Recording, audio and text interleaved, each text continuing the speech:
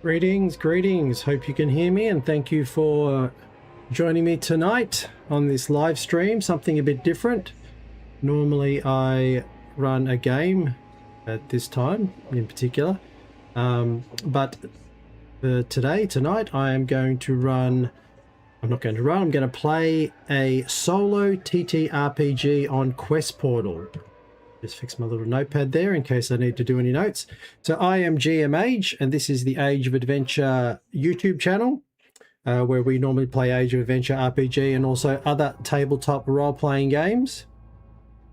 The YouTube live chat is open. Hello there, Abyssian. How are you, mate? I saw you play today. Very good, very good. And you're welcome, if you're watching, to chat. I'll try and keep an eye on that. You might be able to help me survive this little foray. Well, what can I say about Quest Portal? It is a free virtual tabletop. I use it for my games. I've never used it for a solo TTRPG, so this is going to be new for me, and probably serves as a little tutorial as well on how to find games on Quest Portal when you go there, because I haven't loaded the game or done anything other than know that it exists. So this will be an interesting thing for me as well. Hopefully it's as simple as loading a role-playing game as well. In the chat there, Abyssian was just saying, how's this going to end? I said probably going to end with me on fire by the look of the cover. Yes, fire, you say? Yes. Well, my favourite, full-on tactical cat warfare. I don't know if there's going to be any cats in it. Or maybe a black cat. We'll see how we go. I've put a little notepad here in case I need to take notes, because I don't know what the setup looks like on it, but let us get cracking into it. All right, so first of all, on Quest Portal, when you want to find a game to play, you have to go to the marketplace. So let us go to the marketplace. You can get a paid service as well, but this is all available free. I've only got the free tier. Works fine for me. So I think what we'll do is just search for it. Alone Against the Flames. There we go. Oh, there's two. Alone Against Bundle and Alone Against Solo Scenario Free. That's the one we want. All right, load that up. Here we go. Let's see. Alone Against the Flames. Cthulhu Solo. That's what we want. Description. An overview of the game by Chaosium.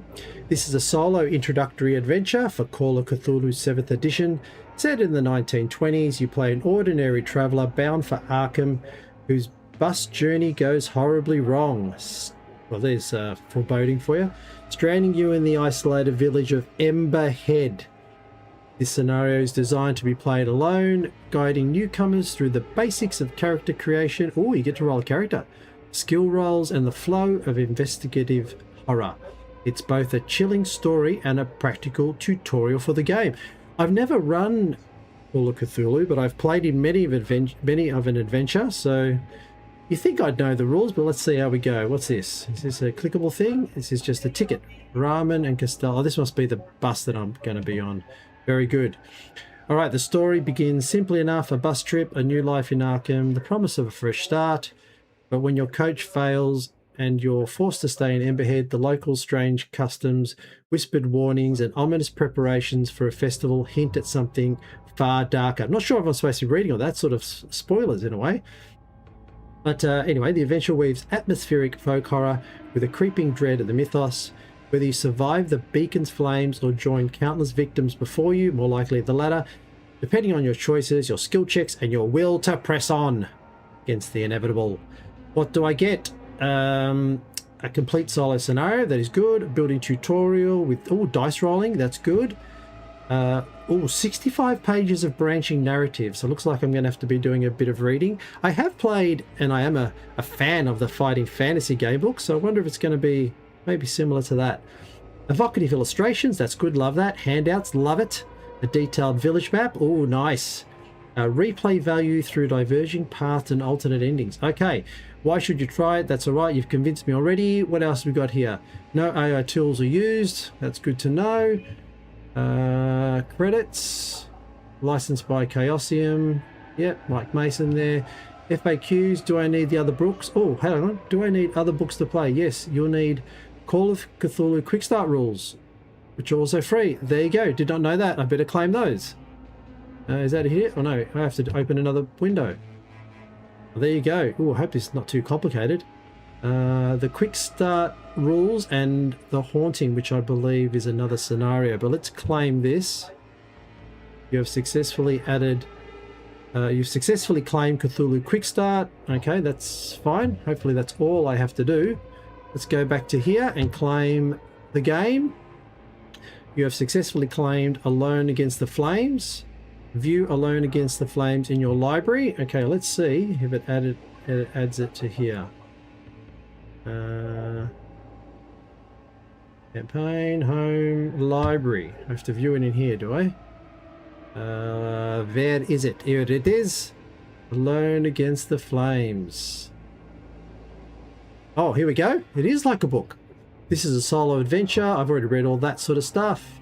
Before you begin, make sure you have a copy of the Call of Cthulhu 7th edition Quick Start rules and a blank investigator sheet. You'll also need a pencil, an eraser, and some role-playing dice. Oh, okay. Do I have all that? I probably have got it in one of the other channels. I can roll in. I've got a little notepad there.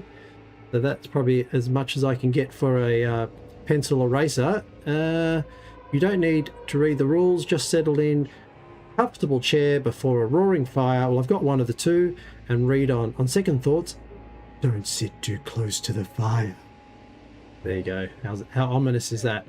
Oh, what do we got here? Ah, here we go. In my library, I've got the rules, I think. Call of Cthulhu Quick Start rules. Okay. And, oh, damn, have I just gone out of the game? That's awkward. Have I? Or is it open there? It looks like I have gone out of the game. Let's go back in it. Introduction, I've done that. Oh, here we go. So on the left, there's all the pages. All right, well, I'm just getting orientated here. So there's all the pages. Fair enough. I won't click on any of them.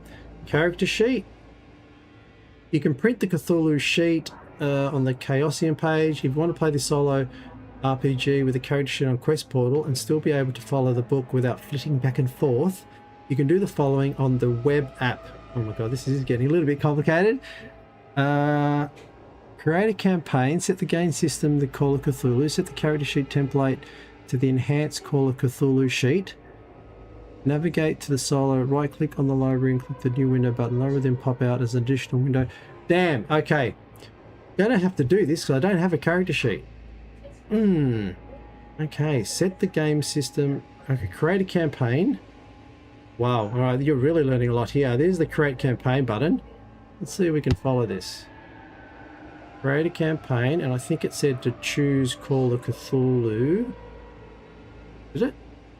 Oh my god.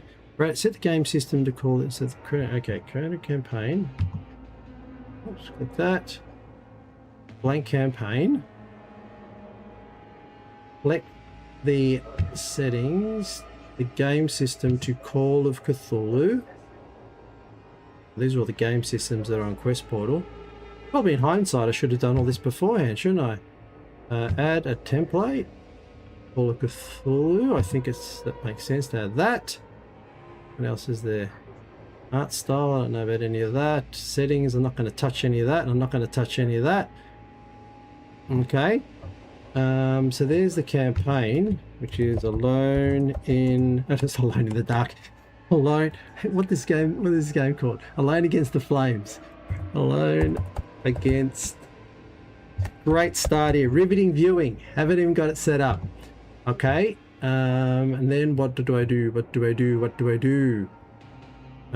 Shite. I have to get back to the main thing.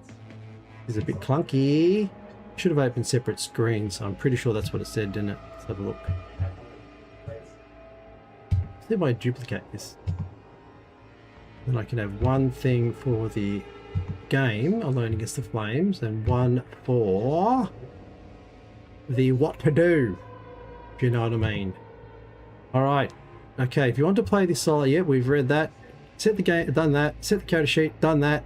Click on library on the right hand, navigate to the solo RPG book you want to play. Click on library on the right hand side, navigate to the solo. Click on library, navigate to the solo RPG you want to play. I can't see one there. Is it that? No, that's the rules. Is it that? It is.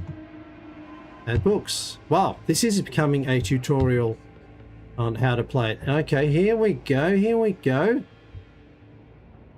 And my character sheet in there, is it? Oh, now it is. Let's go back to this.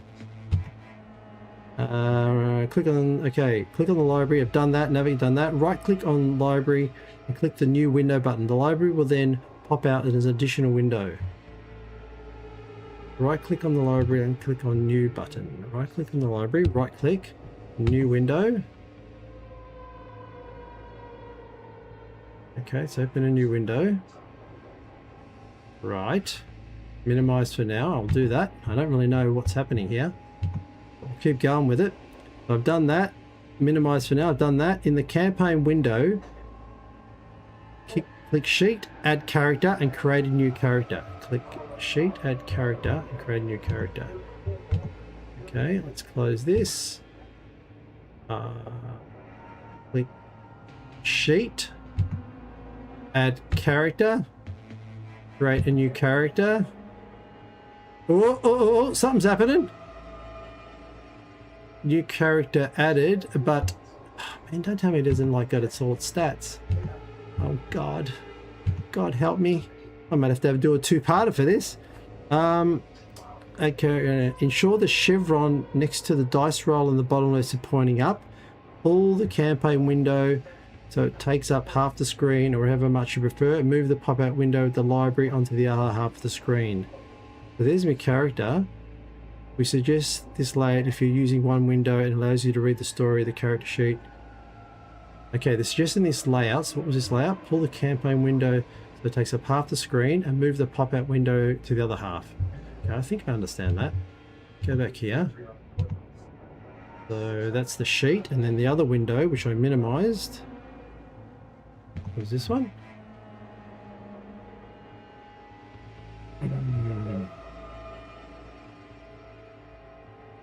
This is painful.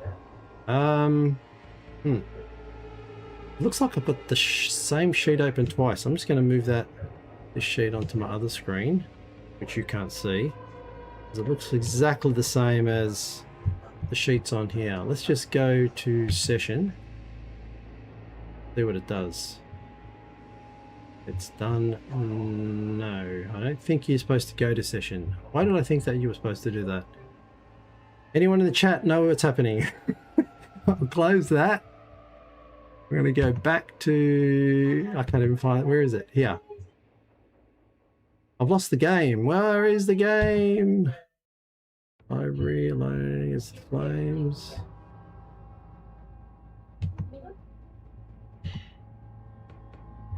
I'm going to have to open this one. I'm just going to use that tab as the character sheet, and hopefully it helps me create a character. This is a way I can autofill it. I'm just going to get cracking into it. All right, go to 1. Hopefully it's hyperlinked. Okay, this is going to be interesting because I don't have a character. Did it say you have to have one though? You don't need to have a copy. A blank. Oh, a blank sheet. Blank. Okay, I have a blank sheet. I just don't know how to get this and this on the same page. There must be a way.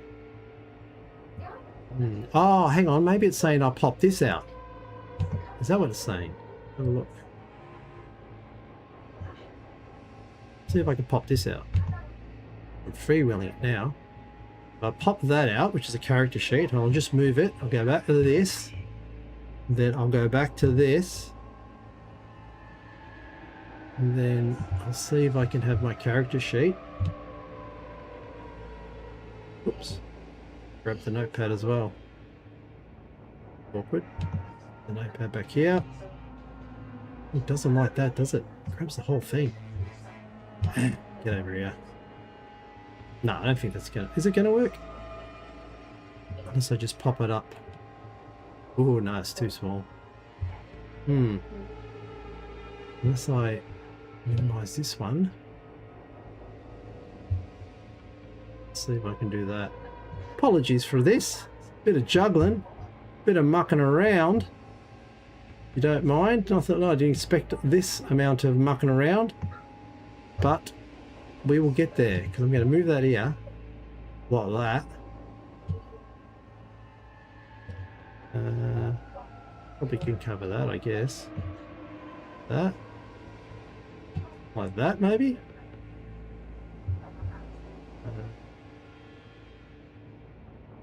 Yeah.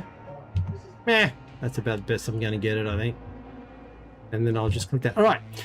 Here we go. Go to 1. So after 15 minutes of mucking around, Bithian, you own your own AOA. Yes, I created the Age of Adventure RPG, but as you can see, when it comes to playing solo TTRPGs on Quest Portal, I'm a hack.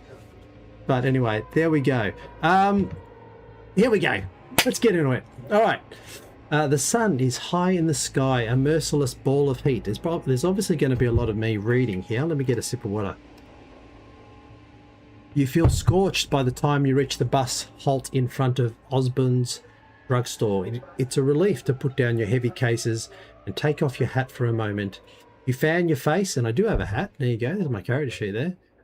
Might make this a bit smaller so you can see me in all my glory. You fan your face. It has been a long summer here in your hometown, and yet a curiously empty one. You look across the street at the grubby butcher's shop, the grocer's with its faded awning, and the shabby tobacconist. Mistrustful faces glare at you as they pass. Really? Eyeing your clothes and luggage. It was your parents' choice to live here, not yours. You were happy down south as a child, among Providence's white-walled houses and leafy churchyards. Perhaps this new job in Arkham, I'm sure this is going to go well, will supply the change you need. Yet everybody you know in the world lives here. You know nobody in Arkham, not one soul. You ask yourself one last time if you're doing the right thing. The answer is here. None of your supposed friends have come to see you off. Oh, you are alone. Whatever challenges lie in Arkham, it will be a new life, and a brave one. A small grey motor coach approaches and rattles to a stop. You put your hat on and pick up your case. And there's my ticket. As we are heading to... Oops, it's going to be a problem all the time clicking my character sheet, but we are heading to Arkham. I'll see if I can open the whole thing. I can. I wonder if I can close this. Close that. No. Can I make this on top? No, there's no on top. Maybe get away with that. I'll just do it like that. That looks fine. All right, here we go. Two young men with sullen expressions alight from the coach. One looks you up and down before heading away. The driver also steps down, glancing at you before crossing the road to visit the tobacconist. When he returns, he is rolling a cigarette between his yellowed fingers. He gives it a final twist and examines you as he reaches for his matchbox. He is a thin man in his 50s, dressed in a stained shirt with the bus company emblem, yet his eyes are sharp in their dark sockets. Where to? You show him your ticket for Ossipee. From there you will connect to Rochester and Portsmouth, before the coastal line to Newburyport and finally Arkham. You should be able to afford a rail ticket for at least some of the way, otherwise this will be the first of many long bus trips. The driver scratches the match and lights his cigarette. The end flares as he takes a draw. Then he exhales and gestures to the back of the coach. Luggage rack's up there. Oh, here we go. Look at your investigator sheet. At the top you have spaces for 8 characteristics. Bang, I have that. Allocate the following values among them, writing in the large square 40, 50. I hope this is editable or there's going to be trouble. No, that rolls dice. Well, at least we know to roll dice. Edit character. This is what you want. This is what you want. All right. Rolls dice again. Come on now. How do I edit it? Oh man, this is fun. This is so much fun. Unless I'm not seeing something. No, that's just that. The dice roll, so that's nothing. I realise I have a bit more real estate there. Okay, come on. Edit, highlights, edit there. Rename, slide tab. Manage. Ho, ho, ho, I found the button. Well, I might just make it a bit thinner so that's... No, I won't. Don't muck around with it anymore, Age. You're a muppet. All right, manage. Oh, thank God I nutted that out myself. I tell you what, if you haven't played this before, this is a great tutorial. I might have to rename this video to a tutorial on how to use Quest Portal to play a solo TTRPG. But anyway, intelligence, oh, hang on, they're not even in order. So strength, constitution, power. So strength 40, constitution 50. It's a bit weird, they're not in order. Strength, constitution, power is 50, and so is dexterity. Power and dexterity. 50, 60 will be appearance and size. Appearance and size. And then intelligence and education, 70 and 80. Intelligence. Oh, so I'm an educated man. I wonder what my abilities are. Okay, I think that's all right. All right, abbreviated display name can be maximum 4 characters long. I don't know what that means. Save changes. Bang! They're all set up in there. Let's see if I can get it looking a bit. Just want to make sure I'm not losing anything there. No, there's nothing else there. That's... No, hides it, so I have to do it like this. This looks funny, like it's not sitting on one line. All right. They should say click the little manage button, because I'm lucky I even saw that. Anyway, if you would like more information about these characteristics, you can look at page 6 of the quick start rules. So as an example, if I did want to look at the quick start rules, I think I've got them here. No, that's my character. You're a Muppet. What about here? Here they are. I'm going to delete this one. I don't need that one anymore. All right, so if I wanted to look at the quick start rules, they are here. Looks like quick start rules. You can launch that. I'm going to just do it anyway. Quick start rules. Do you hear the call? Yeah, there you go. All the rules in case I need it. All right. So I won't worry about the rules. So let us go to page 8. We've done... I feel like we're making progress. I got a funny feeling this ain't going to go for an hour or two, but we might have a break when I get to a juncture. Let's continue. The driver smokes and watches as you drag your cases to the back of the motor coach.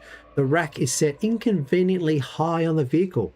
You get a grip on the heavier case. Oh, here we go. If your size is 40, go to 23. If your size is higher, go to 38. My size is 60. Whoa! I've got some muscles. So it's higher, go to 38. So that must have randomly rolled those abilities at the start. Otherwise, no one would ever have a size of 40. This is what I'm thinking. So maybe if you play this again, or if you play it, you may not have a size of 60. It would be interesting whether this has. Abyssian, I had no idea this platform even existed. Well, you're not any help. I think I got the full Call of Cthulhu catalog for alchemy from Humble Bundle and never touched it. Come on, man, you gotta... Oh, you've never touched the catalog, yeah, but have you played Call of Cthulhu before?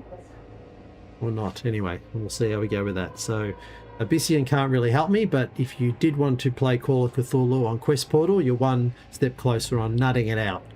All right, let's continue. So my size was higher than 40. Is it? Yeah, so go to 38. The driver continues to enjoy his cigarette, watching with keen interest as you struggle with the cases. Thanks for being helpful. You grit your teeth and heave the second one into place.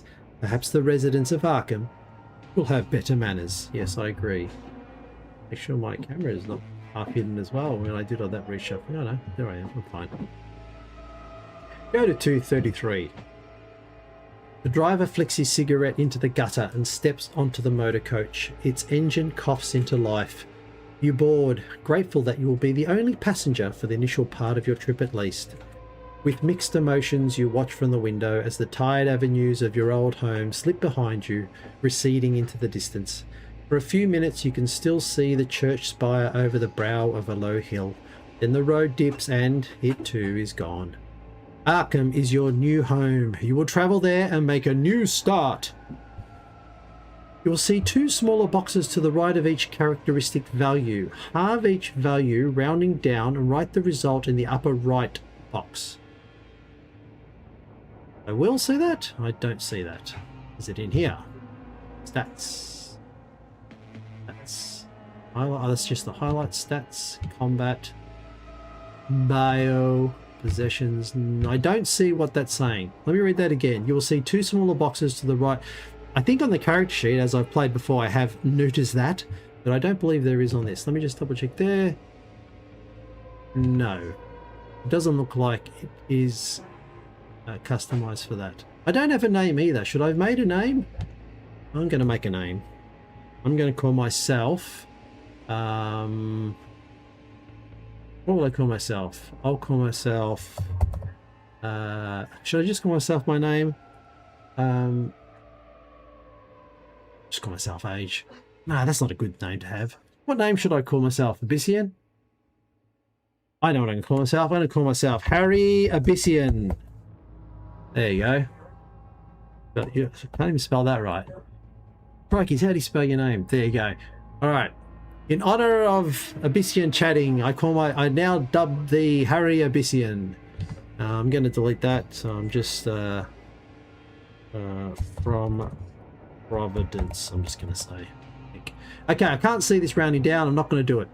Okay. Also divide each value by 5. Again, rounding down and right. Okay, this is the half and the hard. I think it's called half and hard, or standard and hard. Anyway, that's. I'm sure these dice will work it out, or if it doesn't, I'm just going to work it out myself. I'll just. Abyssian said, "Yeah, I've signed my death warrant." But anyway, let me just see if there was anything there. No, there's nothing there. Anyway, here we go. We will use these numbers later. Okay, well, I'll have to just calculate it myself again. In the strip below, you will see tracks that record sanity and magic points. I don't even see that. I'll be under stats, won't it? Sanity and magic points. Sanity? It'll be S for sanity. No, it's not even there either. Woo! Oh, is it this? Sanity, dying. Maybe. In the strip below, you will see tracks that... See, on the character sheet, yes, there is a strip below, but on this, there ain't no strip. Oh, here we go. Sanity. Sanity there. Magic points. Where's magic? Luck. Do I have magic points anywhere? Lord God, please. Man, I tell you, don't tell me I have to add it myself. I suppose I could, but sanity, hit points, luck, move. Oh, maybe spells. On the spells, dude. Stats, magic. Do I see magic? Over. Let me open it bigger. Am I missing anything? Magic? Nope, not missing. Oh, a big picture of me. That's nice. So if I had that as a whole page, it would be a big picture of me. That's good. Can I click on my picture? No. Anyway. Okay, I don't have magic points. Beginning sanity is equal to original POW. My POW. Where's my POW? Where's my POW gone? The heck? Yeah, that's weird. I'm sure I had a POW value. There it is, 50. Why isn't it not seen when I do this? That's really weird. Not all the stats are there. This is glory. Anyway, so what was my POW? God, I do have to open this bigger because I can't even see it. I think that opens everything. Let's just see. Yeah, that little click there is the difference. I'm going to do this. Harry. Oh, it's got my dice too. Oh, there's the dice rolls for you. Okay, I better open this more. Let's see. Okay, I'm going to close that. That is good. And I'm going to minimize, make that a bit smaller. Oh, here we go. Looks different. All right, I reckon that's better actually. Because now I can see... Yeah, so now I can see Harry and I can see the dice rolls. So it tells... Okay, this is probably better and I can see everything here. Let me just double check. Oops, wrong one. I'm going to check, make sure there's nothing else that's hidden. No, it just increases the size of my mullet. No, that's big enough, Harry. You're a wizard, Harry. Hopefully I am a magic user. Harry the wizard. By the end of this, I reckon I'm going to be a master of the occult. Predicting it. All right, so what was happening? Yeah, so I don't have to worry about the abilities. It looks like they're automatic. So I was doing... I can't remember what I was doing. What was I doing? Sanity. Beginning sanity is equal to POW. All right, so my POW is 50, and my sanity Can I just type 50 there? Bloody hell, I've rolled dice again. We don't have to do that. There's probably a quicker way, but anyway. I'll just tap all the way to 50. You probably heard all those ticks as I was doing it. Alright, so we've done that. You're beating a magic point. Okay. Sanity equal to power, and the beginning magic points are the same as the value you just assigned for power divided by 5. So power with 50 divided by 5 is 10. Mark these on the track. Mark magic on the track, hey? I hate to tell you, Quest Portal, but you don't have a box for magic. Am I supposed to make one? I'll see if I can make one. Abbreviated values. I make another line. Make another line. I can edit the line. Abbreviated flow make a maximum. Is there anything bigger there? No, I can't add there. This is awkward. This is awkward. Am I missing something here? Feels like I'm missing something here. Let me make this a bit bigger. Let's see. So magic is 10. I'm just going to have to note this down somewhere because... what's this? Oh, quick reference rules. My possessions, my bio, my combat. Is there... Oh, magic! Found it! Found it! Interesting. So this looks like this is linked to another page. It must be on here. I must be missing it. With a last name like that, chances are you might be the villain. They call me Dirty Harry. Dirty Harry Abyssian. Anyway. I can't find magic, but it obviously must be linked somewhere because there's a magic score here. Can I edit this one? Duplicate, claim, blah, blah, blah, blah. No, I can't edit it. Feels like I'm doing something wrong. It's probably right in front of me. Dexterity. Stats. It's got to be in stats, mate. It's got to be. Rename. I don't want to do that. I'm going to look at each line. I must be going blind. Hit point, sanity, luck, moves, strength, dex, size, int, con, app. Magic. Where? It wouldn't be social, would it? Combat. It's good. Maybe there. Bro, no. Academics. Law, medicines. Oh, that just breaks down all of them into different... Oh, too long here. I'm going to put... You know what? This is what I'm going to do. I'm going to put my magic score here in my little notepad. Magic 10. And then if I have to roll it, I have got a manual roller here. I think. Here. I've got a manual roller here that I can roll D100s. Yeah, D100. Okay? That's all good. We're getting there. Clear it. Something tells me another video, if I ever play another one of these, I'll preset everything up. And here we go. We're ready to rock. We've got our magic score of 10. We're going and we're continuing. The coach putters through the countryside. At first, the interior is stifling and your stomach lurches with every bend in the road. However, the driver opens his window, and by switching seats, you find a spot where the breeze hits your face. You soon relax into the journey, observing the quaint little hamlets that the coach serves. Observing the quaint little hamlets that the coach serves. A heavy-set woman boards at one settlement and gives you a polite nod. She gets off at the next one. The road rises a little, passing cornfields and orchards. The leaves are turning and the trees are alive with glorious reds and golds. You have just begun to doze when the driver takes a tight bend at speed. All right, add size and con together, then divide by 10, rounded down. Add size and con together, 110. Divide by 10. Geez, you need to know maths. 110 divided by 10 is 11. You seem to have a decent speed at learning platform, but there seems to be a lot of menus within menus. Tell me about it. I've ended up with 2 pages open when I only had 1. I was probably and 3 tabs. So that's 11, I think. So okay, so divided by 10, round down. This is starting value hit points. All right, let's do that. Hit points again. Can I manually type that? No, you gotta. Seems weird you have to do that, but anyway, 11's not too far to go. Mark on your sheet the current item I drop, no problem. If you also have a luck score. Roll 3 6-sided dice. We call this 3d6 if you're new to role-playing games. New to role-playing games? Come on now. 3d6. I eat 3d6 for breakfast. All right, your luck is 3d6 times 5. I'm going to use the dice roller here. Bang, bang, bang. Roll, baby. Alright, what's that? 10. 10 fires are 50. That's easy. Mark this on your investigator sheet. Luck. Oh, let me guess. I have to... Let me see if I can go backwards. No, I can't. It doesn't matter anyway. 50's in the middle. Can I hold the button? No, you can't. You have to click each button like that. Come on. No, there's got to be a way to edit that sheet to type it in. It seems crazy. Lucky only up 50. Alright, done that. What else is there? That's luck. Boom. Okay, now you must roll against your dex. Roll D100. Okay, I've got a dice roller, baby.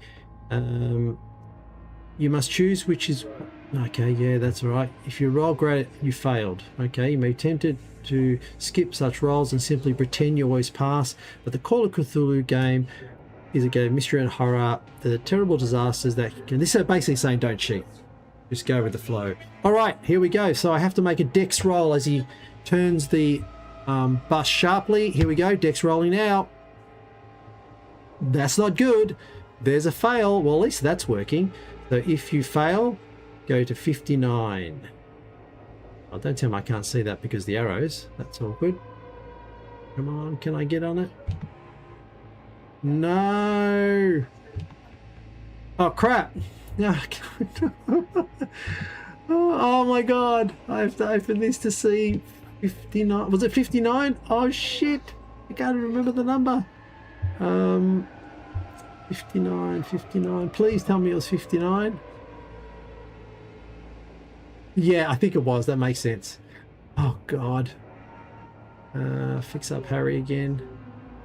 That's weird. It was over there. But anyway, a desperate yell awakens you. You feel yourself slide from the seat as the driver spins the wheel and the motor coach plunges off the road. This is not good. Too late. You reach for the seat in front. You fall into the aisle and your ribs crash against the edge of the seat opposite.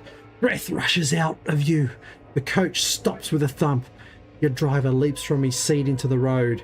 As you sprawl, dizzy in the aisle, you hear a string of incendiary curses. The driver climbs back into the cab and sees you on the floor. He looks concerned and assists you back into your seat. Well, that's nice. You see what has happened now. A Fordson tractor has stopped in the road and he had to swerve to avoid this steel obstacle. Sorry, he says. All them fields and he has to pick the road to park. You all right? I've suddenly got a crikey accent. You don't think anything's broken, but you'll have a colourful bruise for the next few days. He backs the coach up a little and threads it around the tractor, glaring at the farmer. You lost 1 hit point in the accident. Mark the loss on your sheet. Keep track of the original value. Or I wonder if it keeps track of the original value. I don't think it does it? Come on now. Lucky I had this little notepad. Hit points. No, I'll just know that's starting. Alright, hit points go down by 1. You lost 1 hit point, you eventually heal back. If you drop to 0, you are unconscious and might die. Go to 71. What's Abyssian saying here? Open the character sheet. Oh, here we go. Oh, Google AI. Thank you, sir. Open the character sheet. Navigate to the skills or inventory custom section where the spells are listed and click the manage button, or right click the specific magic entry to modify. Alright, hold on. Abyssian to the rescue. The magic was here. I'll just see if I can right click that. Oh my God! There is an edit! There is... You did it! You did it! Harry Abyssian! Magic points 10! Oh my God! Does that mean I can edit all these by right clicking them? Oh my God, it tells you that... Oh, edit! Oh, here we go. All right. Yes. You did it. Right, so you got to right click to edit. And then it tells you what your success... Oh, hard and extreme are the two. Oh, this is good. Abyssian. Oh, man, if you were here, I could kiss you. You did it. That's going to save me a lot of pain. So we don't have to worry about magic. Well, actually, I'll keep it there because... it doesn't record your initial. Let me see if it does. Hit points. Edit. Now I know how to edit. Oh, yeah, it does. Why is it saying my max is 13? It's calculated itself. Interesting. I'm pretty sure it said... I'm going to say your hit points was dex. Oh, no, it said your hit points were... strength. I can't remember how I worked out hit points. Hang on, let's check the rules. Check the rules. Let's check the rules. Don't click on the picture. I'll see if this works. Search. With my hit points, did I do it right? Searching. Searching. Hit points. Represent the amount of health. The higher the number, but unlike PTW dice, yeah, okay. Represent the amount of punishment, damage increase. Hit points there. Hit points. Oh, in Call of Cthulhu 7E. I should have clicked on that. Hit points. I could ask Abyssian. How do you calculate hit points again? Have I done it right? Hit points. Hit points. Points of damage. The character takes damage. They must. What's my starting hit points, man? Come on. I'm just going to keep it as it is. If I stuffed up, I don't know. Anyway, so I'm going to say... I'll get back out of there. That didn't really help me. I'm pretty sure I did it right, but... I'm going to change here. Edit. So maximum is 11 and I'm on 10. Oh, there you go. Max 11. Max 19. Oh, here we go. Now we're talking. Aha. Okay, now I understand. So now it's showing max 50 and I'm on 50. Right. Let's fix all this up. Max 50. This is literally a gold mine tutorial. Strength on Earth Robot. So it's basically there now. As I hover over it, it has the max. And then if I go to combat, it should have my magic 10. That's beautiful. So that looks like it's going to track that itself, I think. No. Is it? Let's go back to that. Where was it? Yeah. Edit. Current. Oh, there's no max. Just current. Okay, fair enough. All right. Oh, fantastic. All right, feels so good that you found that out. Let's go back to the game. Okay, he's done that. I lost 1 hit point. Let's go to 71. You resume your journey. The driver takes the curves with more caution than before. He glances over his shoulder at you a couple of times. Sorry about before. Again, changing voice during the journey. He seems sus. He says, that fella was dumber than a hog. I'm Silas. What's your name? Silas. Really? The accident was at least as much Silas's fault as the farmer's, but it doesn't seem shrewd to antagonize the man while he's driving through the middle of nowhere. Make up a name for your character. Harry Abyssian. Recorded on your investigator sheet. You may add your age. For the purposes of this venture, your character should be between 23 and 36. So what's that? That's a range of 14, isn't it? Is there a D14? I don't know. Maybe I'll just roll. I'm going to take a chance, roll D100, just for the fun of it. See if I get a number between 23 and 58. Nowhere near it. What's half 58? 29. Bang. There it is. Works beautifully. Where's my age? Oh, here we go. It's got to be in bio. Yep, here we go. 29. Occupation, don't know. He, him. Here you go. I might as well punch this in while I can. My residence was Providence, I believe. Probably got that wrong too. People are probably laughing at me watching this, saying, dude, that's not where you're from. Okay, here we go. The coach turns into a narrower road which weaves uphill through woodland. Silas becomes chatty. Going to Arkham, hey? Can't say I ever heard of the place. Went to Boston once. Didn't like it. Too much hustle and bustle. You got family there? Special someone waiting? The afternoon is wearing on. Doesn't look like I answer him. Or am I supposed to answer him? Anyway, you see no harm in confiding in Silas about your new life. A job, eh? What's your line? Here we go. Choose an occupation from your character for the following options. I just noticed again that's a bit blurred. Let me see if I can fix that. Go like that. Up here, like that. See if I don't drag it all the way, what will happen? Actually, that did absolutely nothing. What was I trying to do then? I was trying to go lower. No, you can't go lower. That's the bottom. Well, I won't be choosing a professor because it means I have to click on something I can't. Can I zoom? I can zoom, but it doesn't hide that. That's a bit awkward. Anyway, what should I be? Abyssian. I don't know if you're still there, mate. Should I be an antiquarian, a doctor, a journalist, a PI? I'm not going to be a professor because I can't click on that number. Or can I? Oh, I think I can. I'll give you 5 seconds. If you're there, you can tell me what you want me to be. See if Abyssian's there while I take a sip. Well, this has been eventful. After 45 minutes, I feel like I've only done about 15 minutes of gaming. Anyone can chime out. If there's anyone else watching, there we go. Abyssin's come to a PI. I do look like a PI, don't I? Can I zoom on my character? Oh, come on now. Can't zoom on him. All right, PI I am. I got to do my occupation. Private eyes are watching you. There you go. The soundtrack. PI. You skirt around the details of the profession in your usual way, mentioning only that you have helped the police to clear up various problems in the past. That's smart. PI named Harry. No. Yeah, true. Very true. Your heart pounds a little faster as you think of the post you have secured at the Blackwood Detective Agency. Oh, here we go. I've got employment already. You've had enough of investigating marital infidelity and bank clerks on the take. It sounds like the Blackwood Agency is just the opportunity you need to cut your teeth on some real villainy. Villainy! Someone called that I was going to be the villain. Could be the plot twist. Silas sounds like a villain. Silas narrows his eyes, but he says nothing. Oh, he's gone silent now. He knows that I'm a PI. Now, did I need to put anything else there in my bio? PI story. Should I put anything there? I might just put here. Copy this, because that's my job. I'm going to put here in story, new job at Blackwood Detective Agency in Arkham. How about that? All right. Let me stats. The highlights is a summary, is it?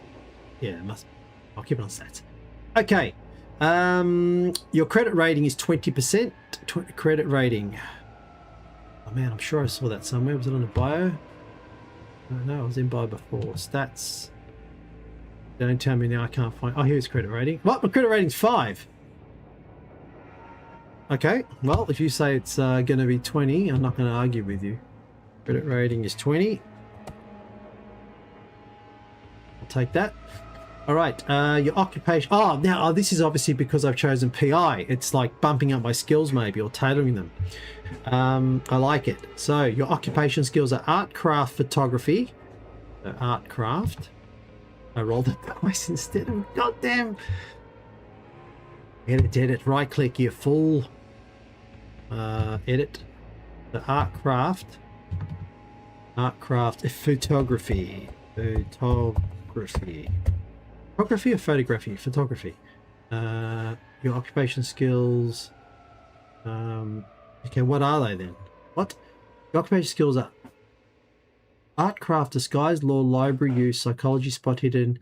You may also pick any other skill. Allocate the following values. Oh, okay, right. So I'm going to have 70 for art, craft, photography. I'm good with a. Oops, what did I do there? Edit. All right, 70. Boom. Okay, disguise will be the second number, which will be 60. Disguise would be social. Disguise here. Edit. 60. I wish they put the percentages next to the skills. That would have been a lot easier. But anyway, law will be the next number is 60. Law, where would law be? Academics. Yep. Law will be 60. I suppose it's showing you how each of the skills relates to different occupations, maybe. Then 50, 50, 50 for the next 3. Library use, psychology, spot hidden. Library use, 50. Enter psychology. Edit. 50. Spot hidden. That's something I use a lot in the normal game. Spot hidden, would that be under combat? Nope. Social. Yep. Spot hidden is 50. Mash that in. And then 40, 40 for the last 2. Well, have I done this right? 1, 2, 3, 4, 5, 6, 7, 8. Got 1, 2, 3, 4, 5, 6, 7. They give me more skill rolls. That 1, 2, 3, 4, 5, 6, and then the last one 7. The skills are 1, 2, 3, 4, 5, 6, 7, Not 4, 8. So, okay. Oh, ignore any starting value already mentioned. Okay. I'm just going to say the last one's 40. So I got to choose between charm, fast talk, intimidate. Well, I won't choose intimidate. Persuade could be good. Fast talk or persuade? What do you reckon? Fast talk or persuade? What's the difference? Fast talk would be. Tell me the things. Fast. Difference between fast talk and persuade. Fast talk. Let's see what that is. Huh? Hell. Still on hit points. Fast talk. What the hell? Give me entries. Okay, that's not happening at all. That is not happening at all. Any ideas, Abyssian or anyone else watching in the stream? Persuade would... Fast talk would probably be more like fun, and persuade would be more with logic. I'm gonna go logic, given that I've got law. Yeah, I'll go persuade. Persuade 40. Social again would be, I'm sure. Yeah. Edit. Persuade 40. Bang. All right, there we go. 128. What time is it? Yep, we'll keep going a bit. All right. You realize Silas hasn't made a stop since the incident with the tractor. The motor coach winds its way uphill. However, your thoughts are interrupted as the road crests a ridge and you are treated to a magnificent view of the vista below. Creek snakes through the valley, breaking the rich autumn palette of the tree line. In the distance, the white mountains rise into hazy cloud. There is no settlement, not even a cabin as far as the eye can see. Birds drift through the treetops, and you can just make out what might be 2 white-tailed deer lingering by the water. Perhaps you are making a mistake by moving to the city. Could you survive? Moving to the city, yeah. Could you survive on your own in this lush wilderness? You have a base ability and most skills listed in brackets after the skill name on the investigator sheet. I do. You have the base ability and most skills listed in brackets after the skill name on the investigator sheet. I think these are all the base skills. Let me have a look. There's charm as an example. Tells you nothing. Keep going. The name there. For instance, you have 20% in climb and a base dodge equal to half your dex. Let's see if that's correct. Do I have a 20% in climb? Where is climb? All skills. I do have a 20% in climb. Okay, you got me there. And a base dodge equal to half your dex. Is that true? Where's my dodge? Base dodge equal to... Oh, no, I don't. That's not even filled in, mate. Dodge is... Dex is 50, so dodge is 25. Again, I rolled it instead of edited it. Okay, that's weird. The dodge is hard. So it didn't fill in the others. Be concerning. Anyway, dodge is 25. For instance, base dodge 5. Choose 4 skills which are not your occupation skills nor Cthulhu mythos. These are your personal interests. Each of these by 20. At this point, you may like to calculate half of them. I don't need to do that. Because the dice do that automatically. Remember to round down. If you're bored of calculations, you can leave the math until it becomes necessary, or if you're using an interact. No, I'm not. Okay, so I've got to add 20 to 4 skills. All right, any ideas from the live chat as I look through these? Boost 4 skills. Now I'm gonna have to choose firearms. Let's choose firearms and brawling. Forget it, mate. Actually, do I have any weapons? Surely I've got a gun, mate. Give me a gun. I'm sure I saw a gun somewhere there. Where's combat? Firearms, 25. No, I'm definitely adding to those. I'm going to add firearms to 40. I'm not going to muck around, mate, as a PI. Okay, and I'm going to add brawling. So handgun to 40 and brawling to 45. Alright. So they're no-brainers. And I add to dodge? Yeah, I'm going to add to dodge as well. And I've rolled the dice instead of editing. 45. Boost up me dodge. Leave to fate. Leave. Oh, like the last 2. I'll leave the last one to fate. I don't know how I'm going to do that randomly. Where's my... How many are there? No, there's no numbers there. How am I going to leave it to fate? It's like randomly you do like that. I suppose you could ask AI to choose a random skill. I don't know. I'll see if this I'll see if this the rules do. I'll say random. I wonder if this is how it works. Random skill. Let's see what it does. Going down the list. Roll a d20. Too much trouble. Random skill. No, this looks like it's only. Oh, here we go. Skills. Skills. No, that's done nothing for society. That rule sheet that looks like it searches the adventure, which is not good because you don't want it to tell you things from the adventure. But I probably don't have the whole thing open. Probably. Okay, go. Yeah, Abyssian's going to find a skill for me. Meanwhile, I'm going to go to 144. So I get one extra skill that Abyssian will choose that gets plus 20. Plus 20%. I'll keep an eye on that. Alright, here we go. Go to 144. I'm going to have a sip of me pirate life, which I didn't finish over dinner.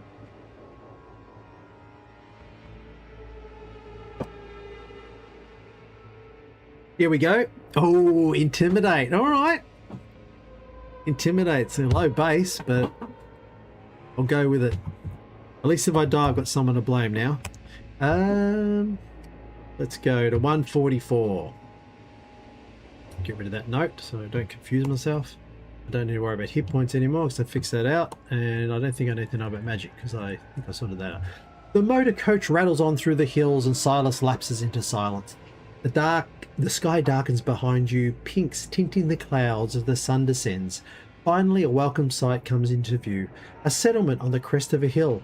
This doesn't look like the pictures you've seen of Ossipee, but perhaps you can persuade Silas to stop while you stretch your legs. I wonder if these are real name places. Ossipee.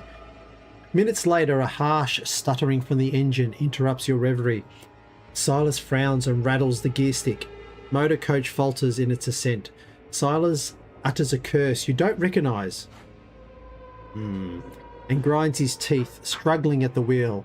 You seem to inch up the hill until you reach the first buildings, low dwellings constructed from a rough red stone. Oh, that doesn't sound good. Silas wrestles the coach into a small bay off the road. He scrambles from his seat and makes for the engine compartment. You must now choose to make a roll against Drive Auto or Psychology. If you choose Drive Auto, equal S. If you choose Psychology, you need a hard success. This is a roll equal to... Okay, fair enough. All right, what are we going to do? Drive Auto. What's my ability in Drive Auto? 20? Well, that's shite.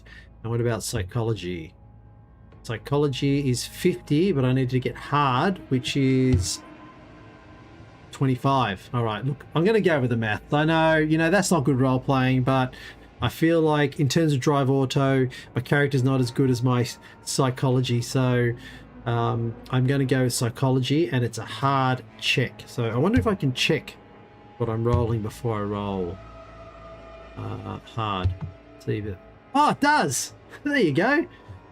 There you go. So it rolled 85 and it knew I was rolling for hard and told me I failed. So that's good. Really good. I like that. All right, I failed, but I like it. Okay, if you roll a success, you roll a success. If you fail, here we go, Abyssian. Dead before we even get to Arkham. Silas opens the engine compartment. Silence opens the engine compartment open and sticks his head inside. The hot metal pops and sizzles. He pokes at various components, then withdraws and wipes his brow, smearing it with dark grease. I ain't sure what's wrong. Might be the oil pressure. Might be something knocked off kilter when we took that spill. Can't do much until the engine cools neither. And with the light falling, I reckon we'll be here through the night. He wipes his hands on a rag. They should have a picture of Silas. I wonder if I could generate... I can't be bothered, but if I could... If there was a picture of Silas, that would be good. He's sort of... I'm getting Clint Eastwood, old Clint Eastwood vibes. The shadows from your surroundings are already long. The air is chilly. You feel stiff from the journey, and a night in the rickety coach sounds unappealing. Silas sees your dismay. This here's Emberhead. Oh my god, here we go. Foreboding. Miles from any place. I only come through twice a week. But the folks here are good people. May Ledbetter keeps a spare room. She'll look after you. Up that alley, turn right, first house on the left. Something tells me that Silas wanted to break down here. But anyway, he scratches his cheek, looks again into the engine compartment, and spits on the ground. Meet me back here at 8 in the morning and we'll see how we stand. How's we stand, and we'll see how's we stand.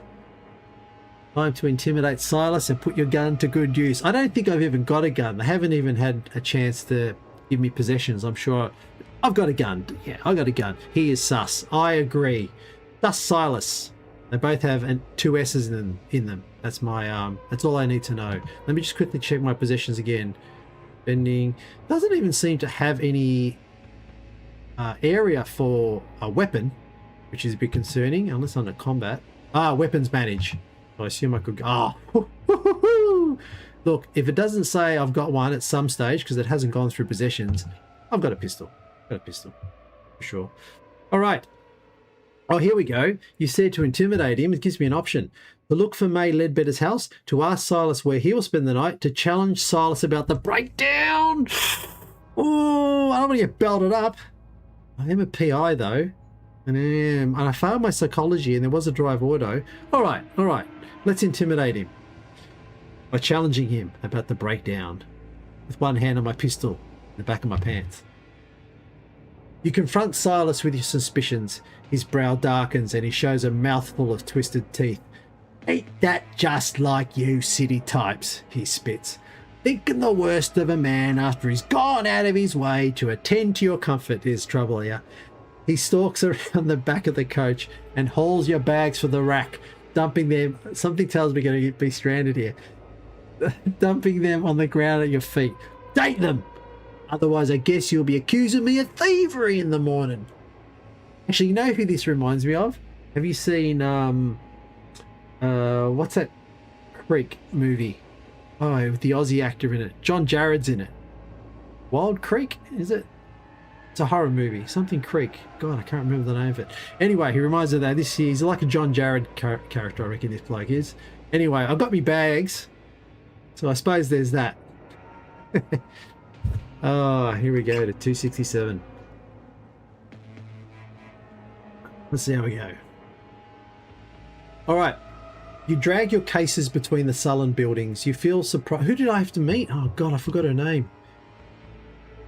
Oh, my God. I've got a memory like a sieve. Can I go backwards? I probably can't. You remember the name of the person? Was it Lamb or May? Well, I think it was May. May Ladbroke? Or was that just the game? Oh, no, Ladbroke is a bloody gambling site. Anyway, or something like that. You feel surprisingly weary considering you have spent all day sitting down.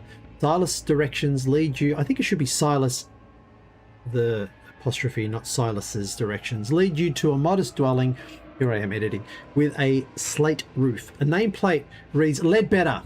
I was close. Ledbetter. And underneath, a sign in neat copper plate reads lodging room. The lane around you is gloomy, but a lamp flickers in the window. A breeze chills your face. You're not about to begin your new life by sleeping in the street. You rap on the weather-beaten door. Pistol whip, yeah, too late, he's gone. Blame the drinking. Yeah, maybe if we're playing a role-playing game, this would have ended badly for Silas. Anyway. Or badly for me. But we both live to tell the tale and live another day. Let us go to 4 and see if we can get into Ledbetter's house. Whether her name is May or not, I'm not sure. I won't make any assumptions when I meet her. Yeah, but it would be good if there are images. Oh God, I'll die if I open up this and there are images. Because it did say there were images. Oh no, nothing there. All right. Lucky. Because I've got it minimized. I thought maybe there's pictures I'm missing. Now all there is the no pictures. Lucky. I'll quickly check these rule thing again because it seemed weird that every time I was searching for rules I went to something in the game. There's weapon damage. Yeah, I typed random skill and it got hit points, wounds and healing. That doesn't make any sense. Alright, again maybe it's because I don't have it maximized. Let's see what it looks like. I'm just curious. So there is a thing in the menu, but you would think this search function should find things in there. Let's get back to the game. Alright, after a moment you hear footsteps inside the house. A bolt is drawn back and the wooden door swings open. A figure with loose curls and a rough-looking house dress peers at you. Her gaze takes in your travelling suit. I am in a suit, yes. And your cases. Her voice has a slight Irish lilt. Here we go. Hello. Should I take you as looking for a room for the night? How's that for an Irish leprechaun voice? You inquire as to her rates. Would I? Suppressing a grimace. As far as you've seen, the village does not offer you many alternatives. Oh, you'll find them very reasonable. This will be interesting if I can keep this accent up. She says, you look tired. I'm May. Nice, got her name right. Come inside and we'll talk over a cup of tea. Oh, I'm pretty impressed with that accent. The Leadbeater house feels cramped with a low ceiling and simple fittings, but it is well kept and a cheerful fire crackles in the grate. The aroma of the tea is soothing and the cup warms your fingers. Well, I'm pretty trustworthy if I'm drinking. I know in a lot of RPG games, no one eats or drinks. In horror games, you just don't eat or drink, I'm sorry. Have you come to Emberhead for the festival? Asked May. To explain what happened with Silas and the coach, or to ask about the festival? Does she have to know about Silas and the coach? I'll just ask about the festival. I'll try to probe with follow-up questions to her questions. This is going to be my strategy. When they ask a question, I'll just focus as a PI on what they're asking about. I won't deviate to something else. I'll probe down. That's my PI skills coming into use there. Okay, I'm going to ask about the festival. Well, now, I suppose the festival is about the only reason folks come to Emberhead. I thought you had maybe come to study it or take photographs. Oh, I should have a camera as well, for sure, with my photography. Well, it's not tomorrow night, but the night after. I suppose it looks very strange to a passerby. May tops up your tea, the spout chinks against your cup. We've got the beacon, you see. One night every year there's a torch-lit procession, and we light the beacon on the cliffs. You've never seen the like of it. They say it keeps the spirit of the village alive for another year. It's a celebration. Celebration. She tails off for a moment and blinks. Oh, but you didn't come here to listen to me blather, and you must be hungry. I can rustle up you a bit of stew. How would that be? You ask again about her rates, and May names a price so low you accept it without hesitation. The room is small but comfortable, and the stew dark and hearty. After dinner, well, look, at least I'm still alive. After dinner, you have a couple of hours before your usual bedtime. Oh, do we trust May? Blame the drinking. Exactly, what are they hiding? This reminds me of when they're talking about a festival. What was that folk horror movie? He says, generalizing massively. The one where, spoiler, the festival is they all jump off a cliff.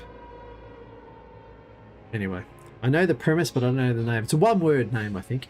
All right, let's how we talk to May some more. She seems pretty talkative. That might be a good thing. Walk around, get your bearings. I'm not going to turn in. No, no, no. There's been no turning in until I've squeezed every ounce of information from this place.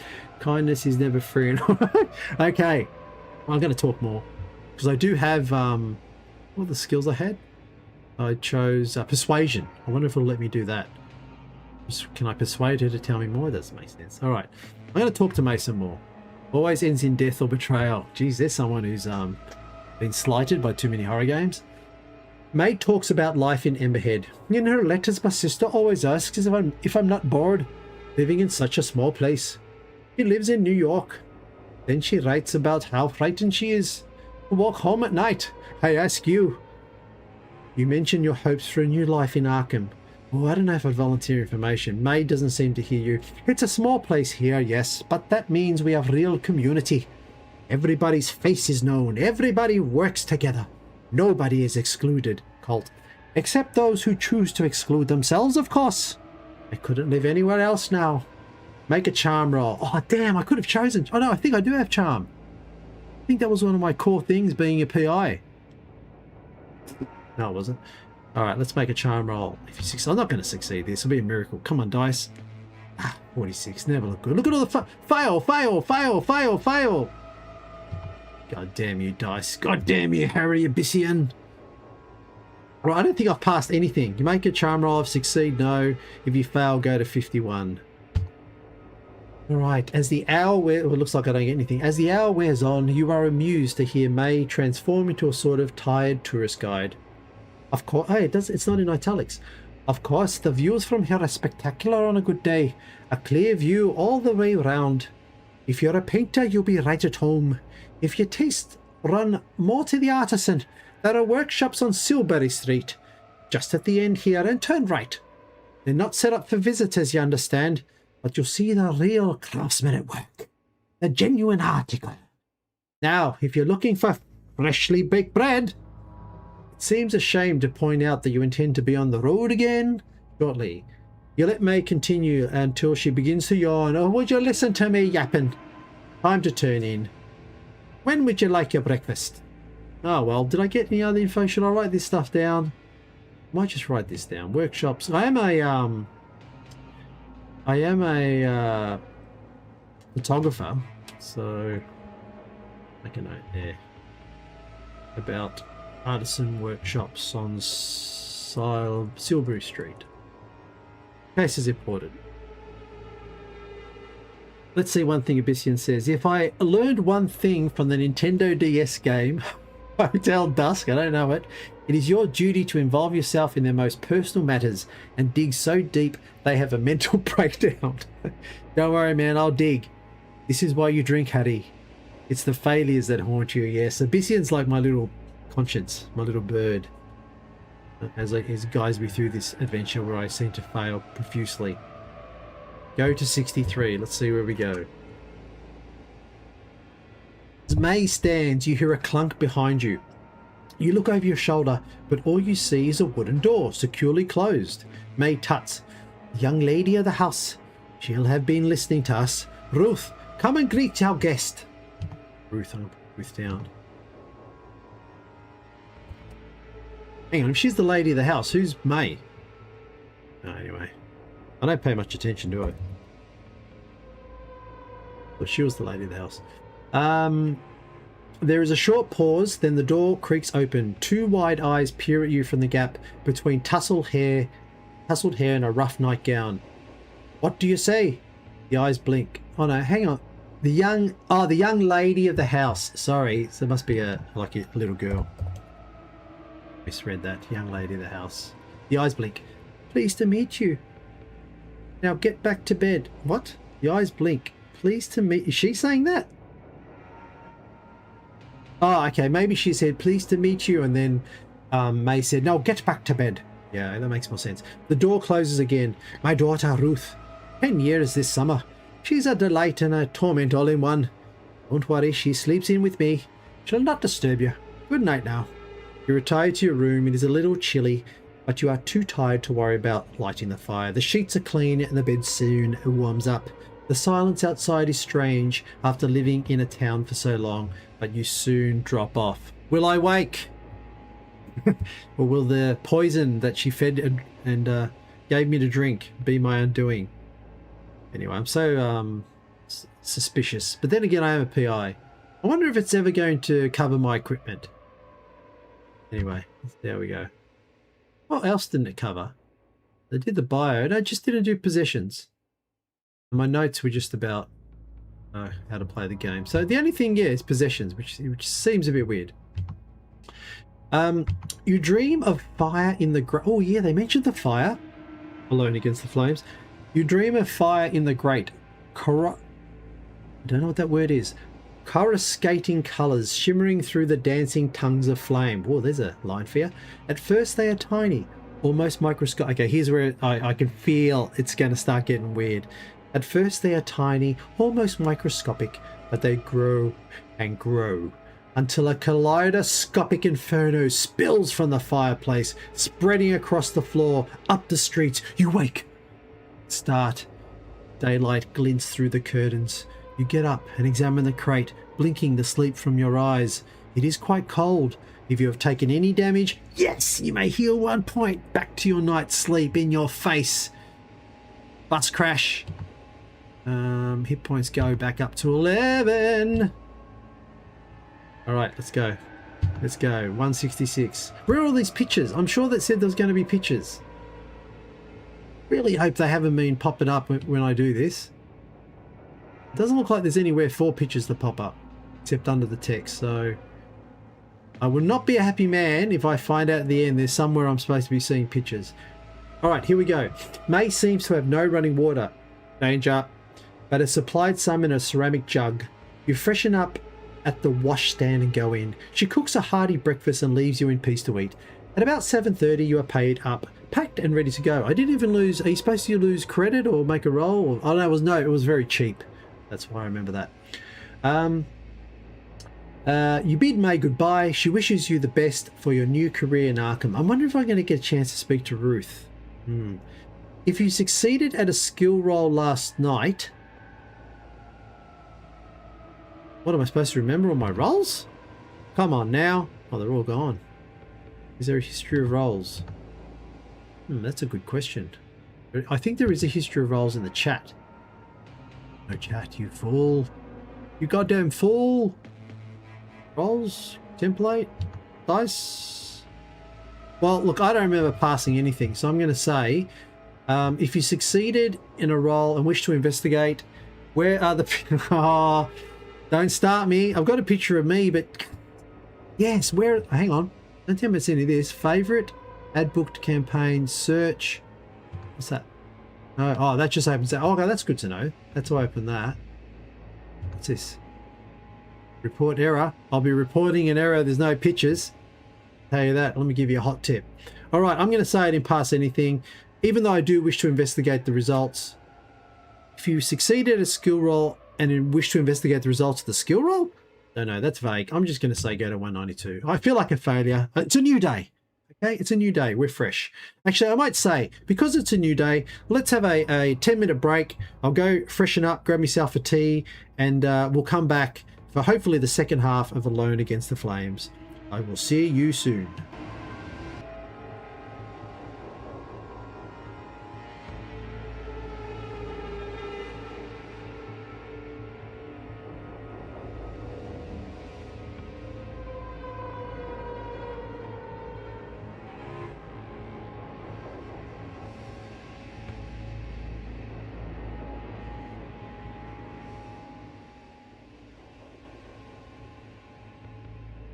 All right, we're back.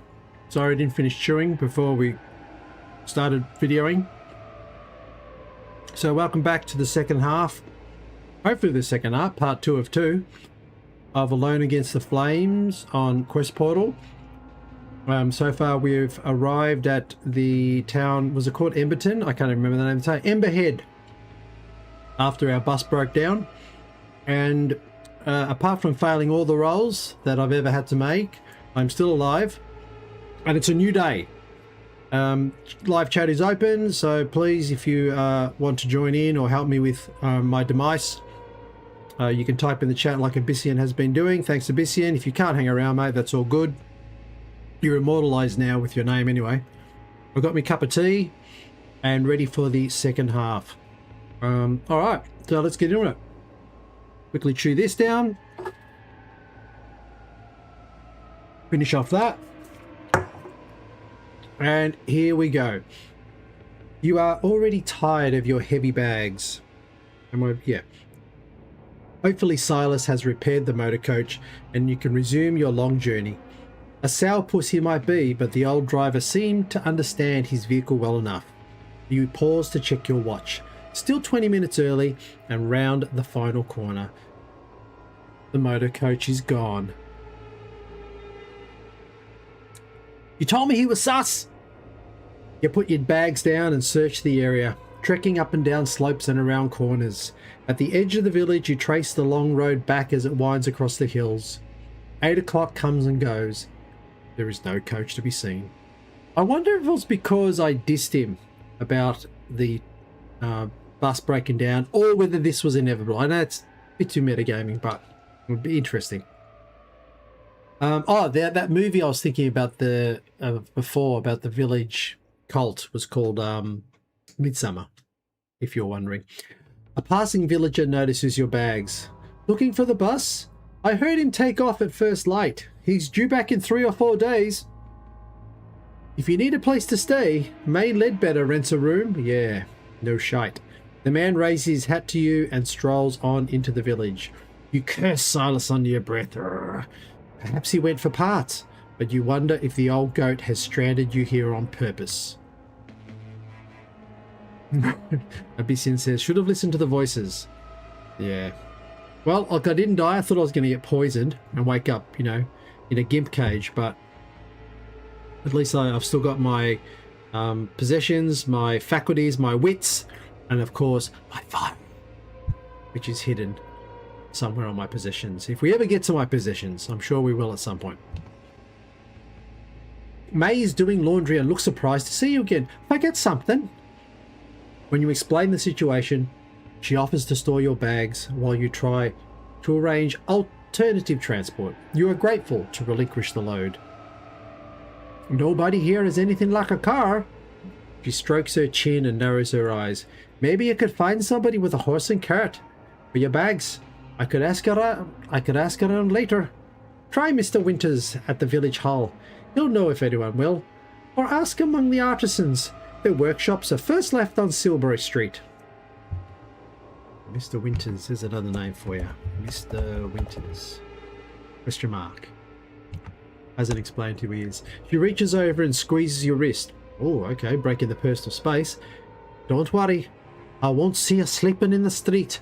Money or no money. I think May's a good cookie. I don't know what you think. I reckon she's alright. Anyway, you thank May and turn to face the village of the dead. No, it isn't. It's the village of good people. The kind folk. I'm here to solve their problems. You wander the streets of Emberhead without any particular destination in mind. The village is built on a relatively flat upland with splendid views. Oh, I might actually come here and build a house. To the north, the hazy tips of the White Mountains reach for the heavens. To the south, the sparkling waters of Lake Winnipesaukee. Lake Winnipesaukee touch the horizon. The village itself takes less than 5 minutes to cross from edge to edge. Okay, it's not very big. You arrived on the winding road to... That's a good way to get the size of it. I like that. You arrived on the winding road to the west. No maps, no pictures. The only other road leads to the south, following a lower ridge of land as it turns east. A lot of directions there. In the southwest of the village, an open grassy space borders a ruined church, its graveyard cresting the cliffs. Graveyard. To the northeast, the three main thoroughfares meet at a raised black metal structure. It looms stark against the blue sky. I'm going to check one more time for pictures. Or a map. Got nothing, mate. You got nothing. Anyway. If there are pictures in this module, they're way overdue. Let me just say that. All right. What am I going to do? Ask about transport at the local store. Okay, seek out the village hall where I think Mr. Winters was, wasn't it? Village hall. She did say find Mr. Winters, so I like that idea because I'm going more to the trusting May. Walk down the lower level and check the eastern road, which is, I don't know, should I write this down? I'm worried that I'm going to get lost in here. I'm just going to write this down. Hold on. I think I just need this part. I'll see if I can summarize it here.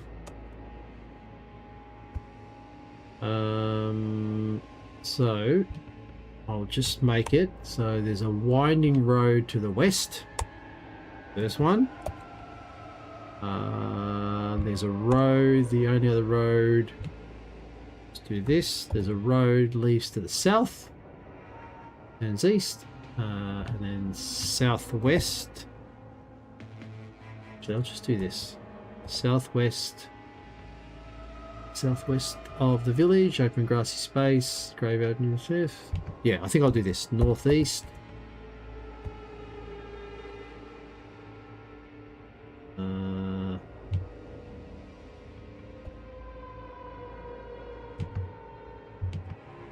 South road.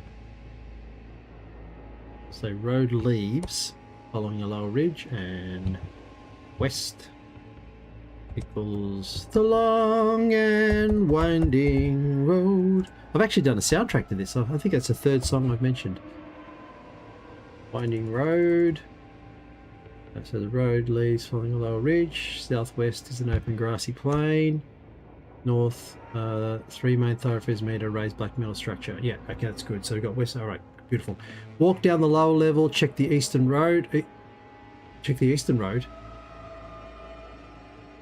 Why is that this? This east here. That's a bit vague. Examine the large... Now, that interests me as well. So I reckon the metal structure and Mr. Winters so far. Explore the church. To the southwest, the village open...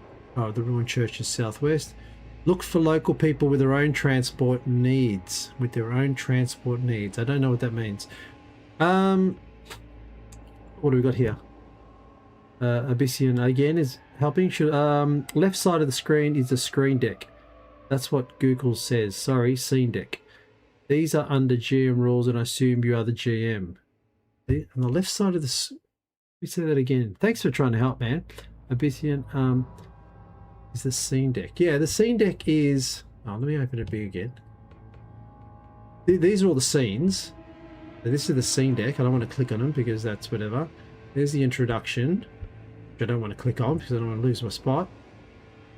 There's all the entries. I don't want to click on any of that. There won't be the global library. No.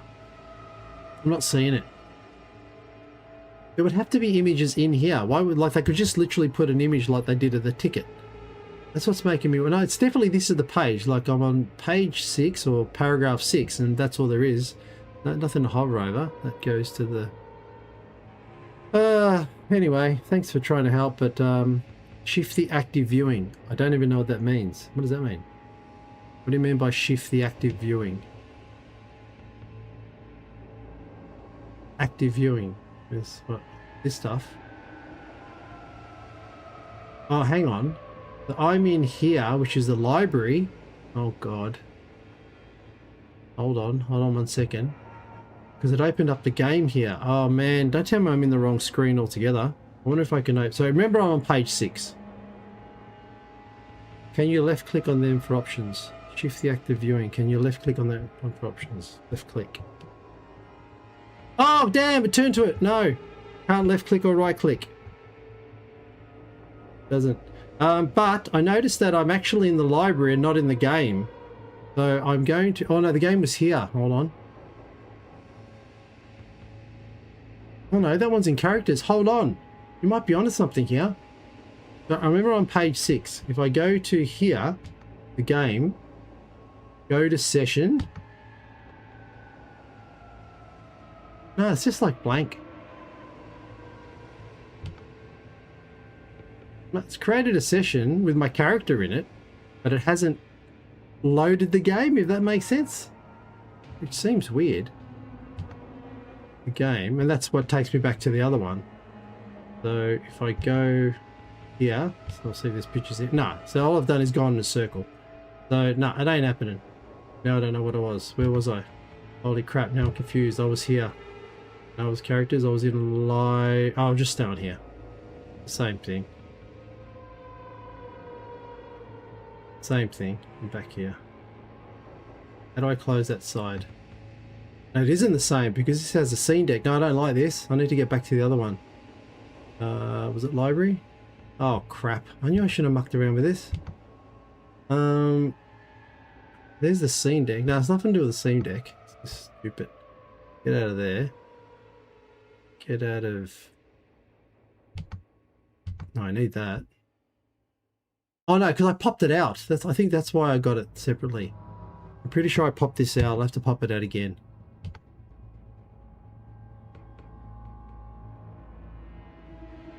Hopefully this is gonna...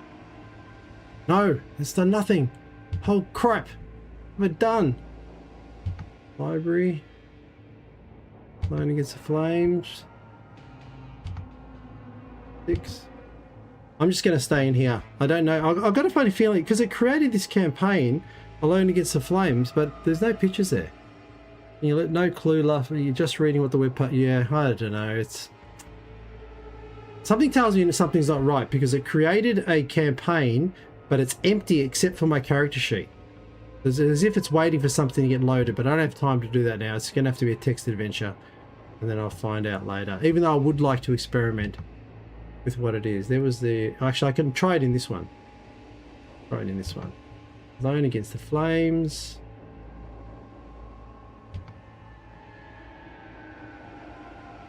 The dice aren't working on that one. There's my character.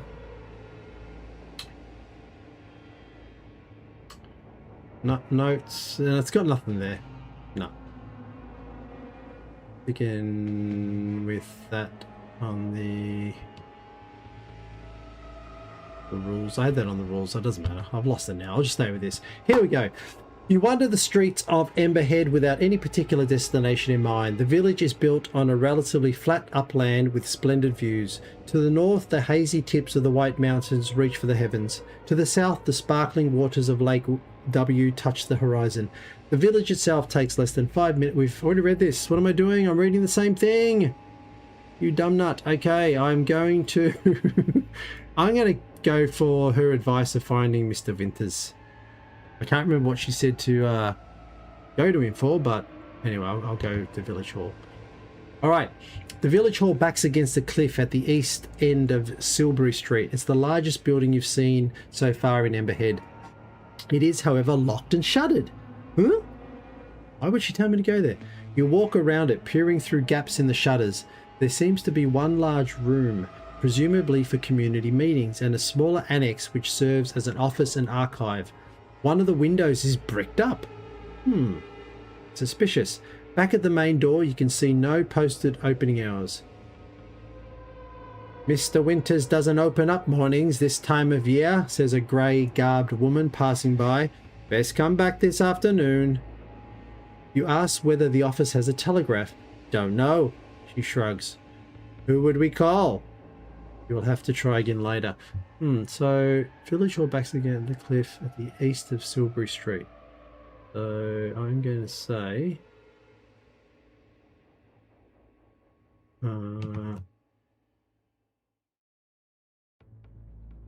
Cliff, the cliff.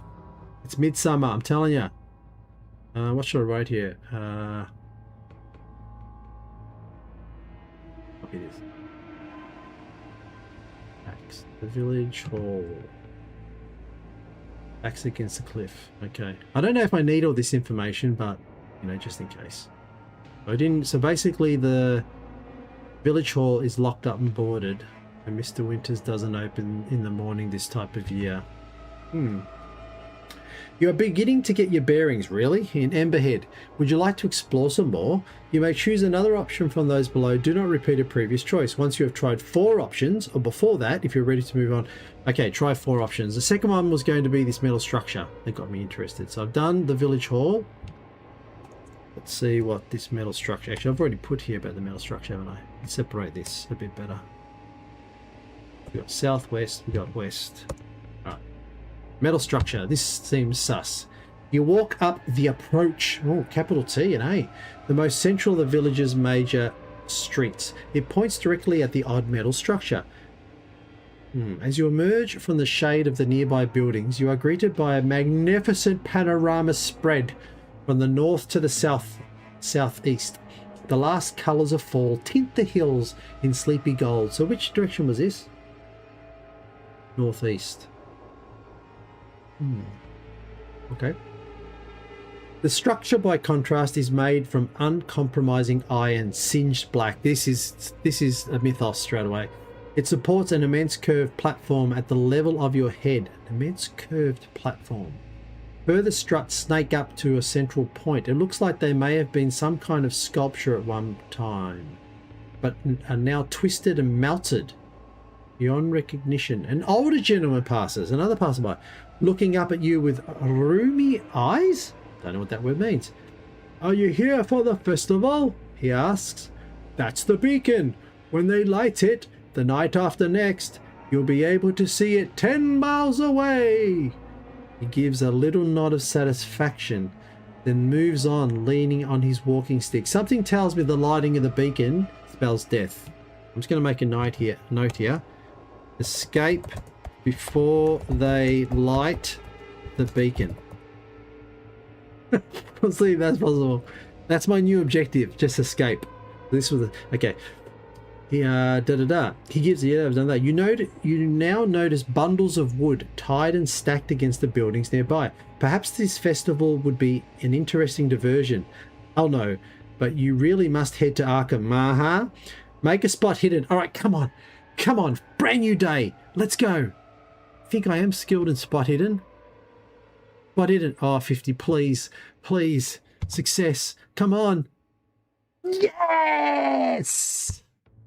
Oh, I told you, brand new day.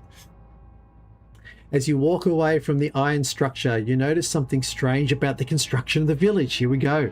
All the wooden dwellings are concentrated in the west and southwest. To the east and northeast, closest to the beacon, the buildings are formed from dark brick and clay. Does this mean the settlement began at beacon and spread west? Oh, should I write that down? I'm just going to make... Oh, you know what I should have done? The page references. Strange design of village. That's what I should have done. Oh, that's why they let you bookmark them, I think. Yeah, so you can favorite them, and then I wonder if there's a way to find your favorites. Ah, your favorites are there. Oh, interesting. Anyway, I've noted that strange. You may check mark the small box beside the spot hidden skill. Okay. Check mark the box. Assume, is that check marking it? What's that? Develop this skill. I'll do that as a check mark. It's now gone. Oh, there we go. Check mark. It's gone yellow. Alright. I think that's for skill development. Skill improvement. What happened to this? It's changed sizing. Or have I stuffed up? Probably stuffed up. Smaller. Okay. Here we go. Well, that's good. I feel good that I passed that skill. Alright. Bang. Okay, so I've done the structure and I've done the village. Okay, my objective is now to escape before the lighting of the beacon. I don't like this place. I don't want to explore the church. So it's either look for local people with their own transport or ask about transport. If I ask, I don't think they're going to give me the answer. So I'm going to look. I assume this means look for local people who have their own transport. I'm hoping. Let's see. Not far from the Ledbetter house, on the north side of Silbury Street, there is an open courtyard. The rhythmic tattoo of a hammer seems to announce your approach. The courtyard is the busiest location you have yet seen in Emberhead. It is bordered by a ring of workshops. Hang on, is this the artisan place? North side. Where was the artisans? Silbury Street. But you need a map of this place too. It is bordered by workshops. Some are brick buildings, some are rough huts. A blacksmith ceases to hammer, thrusting something red and glowing into a bucket of cold water. A weaver looks up from his loom, blinking at you a moment before returning to his shuttle. A potter, engraver, and carpenter each work in their own space, exchanging friendly banter. You move among the artisans, so I'm definitely in the artisan workshops. And which way did I go? Was that west? I can't remember.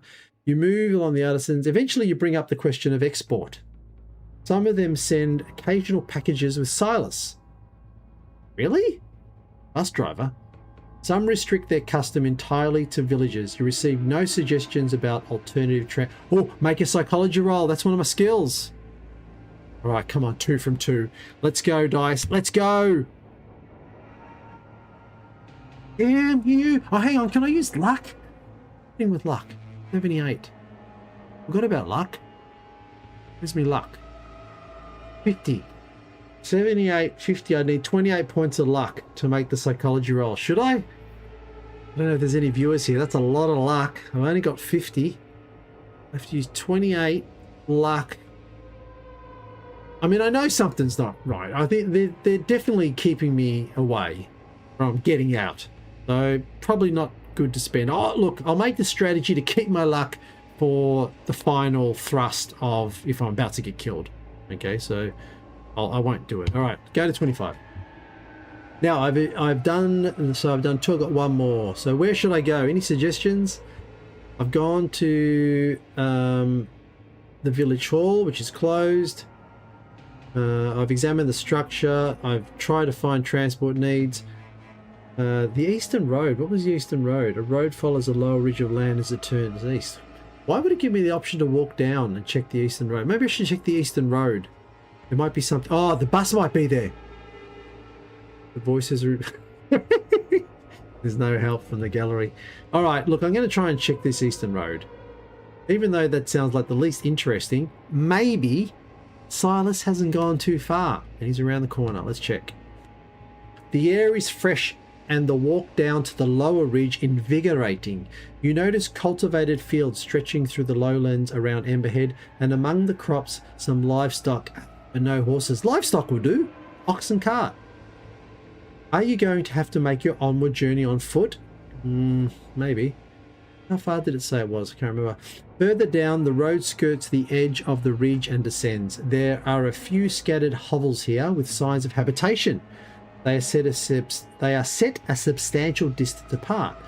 As you examine them, a door opens and an older man steps out. He wears a bedraggled suit but carries a piece of cloth which he tosses over his head like a hood. As he does this and sees you, he freezes. Hang on, maybe he was also a visitor to Emberhead like me, because he's wearing a suit, and now he's part of this this external settlement. I'm going to make a note here. East. Went east, and there is what do they call them? Settlement of the ridge. Scattered hovels. Scattered hovels.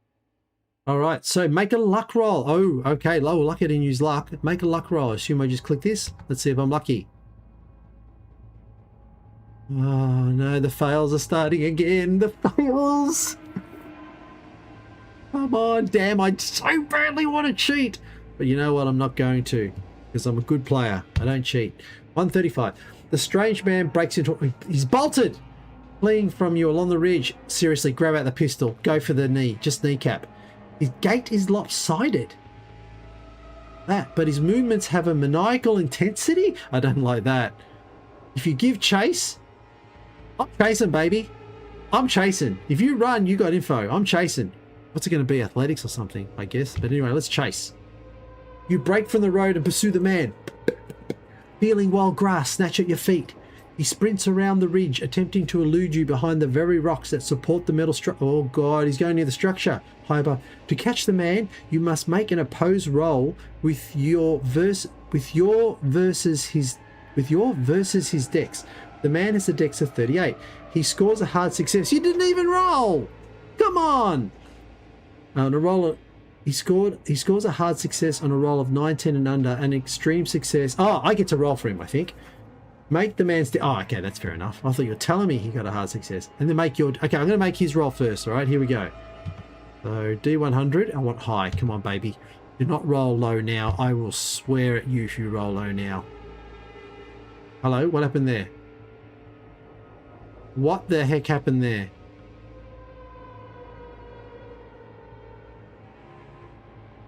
Oh my god. I've lost my goddamn character. Characters. Search by name, Harry. It's got all the other characters from my game. There he is. Oh, found him. Oh, it's because this dice roller is hidden near the template here. It's hidden near create a template. Damn, let's see if I can adjust this. Nope, going up and down doesn't do anything. Bad design, man. Bad design. Let's see if I can roll without hitting create a template. Here we go. Oh, you got to be joking. 25. The man has a dex of 38. Okay, so he just got a normal success. All right, now let's roll mine. Dex. Oh, boom! Yes! Harry, listen to your gut. The cold iron strapped to your hip. Feel its answer to all your questions. Still don't even know if I've got a pistol. I know I want one. And a camera, but yes, being a solo TTRPG has its limitations. But anyway, good news is I got an extreme success, which beats a normal success. If you win, here we go. I've run him down, baby. He's run down. You draw close to the man. He glares over his shoulder and sees you. Damn you! He spits and slows down. Can't you leave a fellow be? Now he sounds like Jim Carrey. Time to get to work, Harry. Hell yeah. You assure him you mean him no harm. Lies, baby. We can't talk here. I'm sticking with the Jim Carrey. He says, follow me. I will follow you, Jim. Go to 142. So glad I run him down. I'm a man of action. You follow the man around the outcrop. So this is the outcrop at the bottom of the tower. He glances up, then steps between two rocks and vanishes. Excuse me? Closer inspection reveals a narrow channel leading into the cliff. There is just enough light to see a small natural chamber within. You will be uncomfortably close to this man if you go inside. That's all right, baby, because I got the cold iron. Anyway, and I have skill in brawling. Did I choose skill in brawling? 45 in brawling, baby. I'm better a brawler than I am a handgunner. But don't try anything, you know. I'm going to follow him in. Oh, hang on. I can still follow him but keep my distance. Is that what that's saying? No, I'll stay close. I'm going to stay close to him. And I'll give him a bloody right-hand club if he tries anything. Here we go. With wary steps, you squeeze between rocky outcrops and enter the concealed chamber. Okay, this is good. Almost banging your head on the low ceiling. The man settles back against the wall and watches until you draw close. Then he slides back his hood. Oh, God. Dude, is there a picture? I'm going to make this bigger again. You got anything for me at all? Oh, man. And why did I connected that too? Oops, I've glued together both screens. It's a bit weird. Was it about this big? No, it was a bit bigger because I could see the dice roll. Like that? I can't remember. All right, make a sanity roll. Sanity. Now, I'm pretty sure I do have that. Sanity will be under stats. Sanity. Do I have to subtract luck when I'm... No, that was nothing. How come I didn't do my move? My move's got nothing anyway. Hasn't asked me to do it. Sanity. That says fail.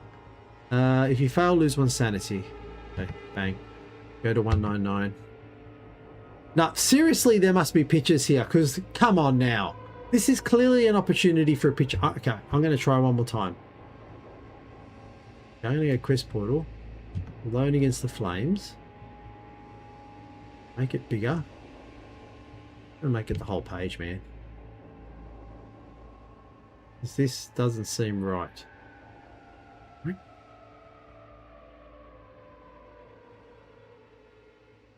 Okay. Introduction. What page was I on? Page 199. Where's the pages? Here we go. 9. I swear if it pops up in here, I'm going to throw a punch. Pictures? Is that the same entry? Some of the man's face. Some of the man's face. Go to session. Now, as soon as you go to session, you lose the whole game, so that doesn't make any sense whatsoever. Go back. No, back to my character sheet. Jeez, man, I tell ya. I absolutely tell ya. What do I got to do? Go back here. All right, no pictures. Some of the man's face remains. A strip from the side of his jaw to his right eye socket is healthy and pale if aged, but the left side is consumed by angry scar tissue. One eye droops, hooded by melted flesh, and the nostril on that side is pulled... Oh, that's why he put the thing over his head. And the nostril on that side is pulled open to leave a gaping hole. The disfigured man studies your reaction with his one good eye. Name's Arbogast. Willard Arbogast. Guess I don't need to ask what brings you to Emberhead. If you claim to have come for the festival, if you admit that Silas has stranded you here. I'm going to say stranded because I reckon he's in the same boat. That's what I'm going with.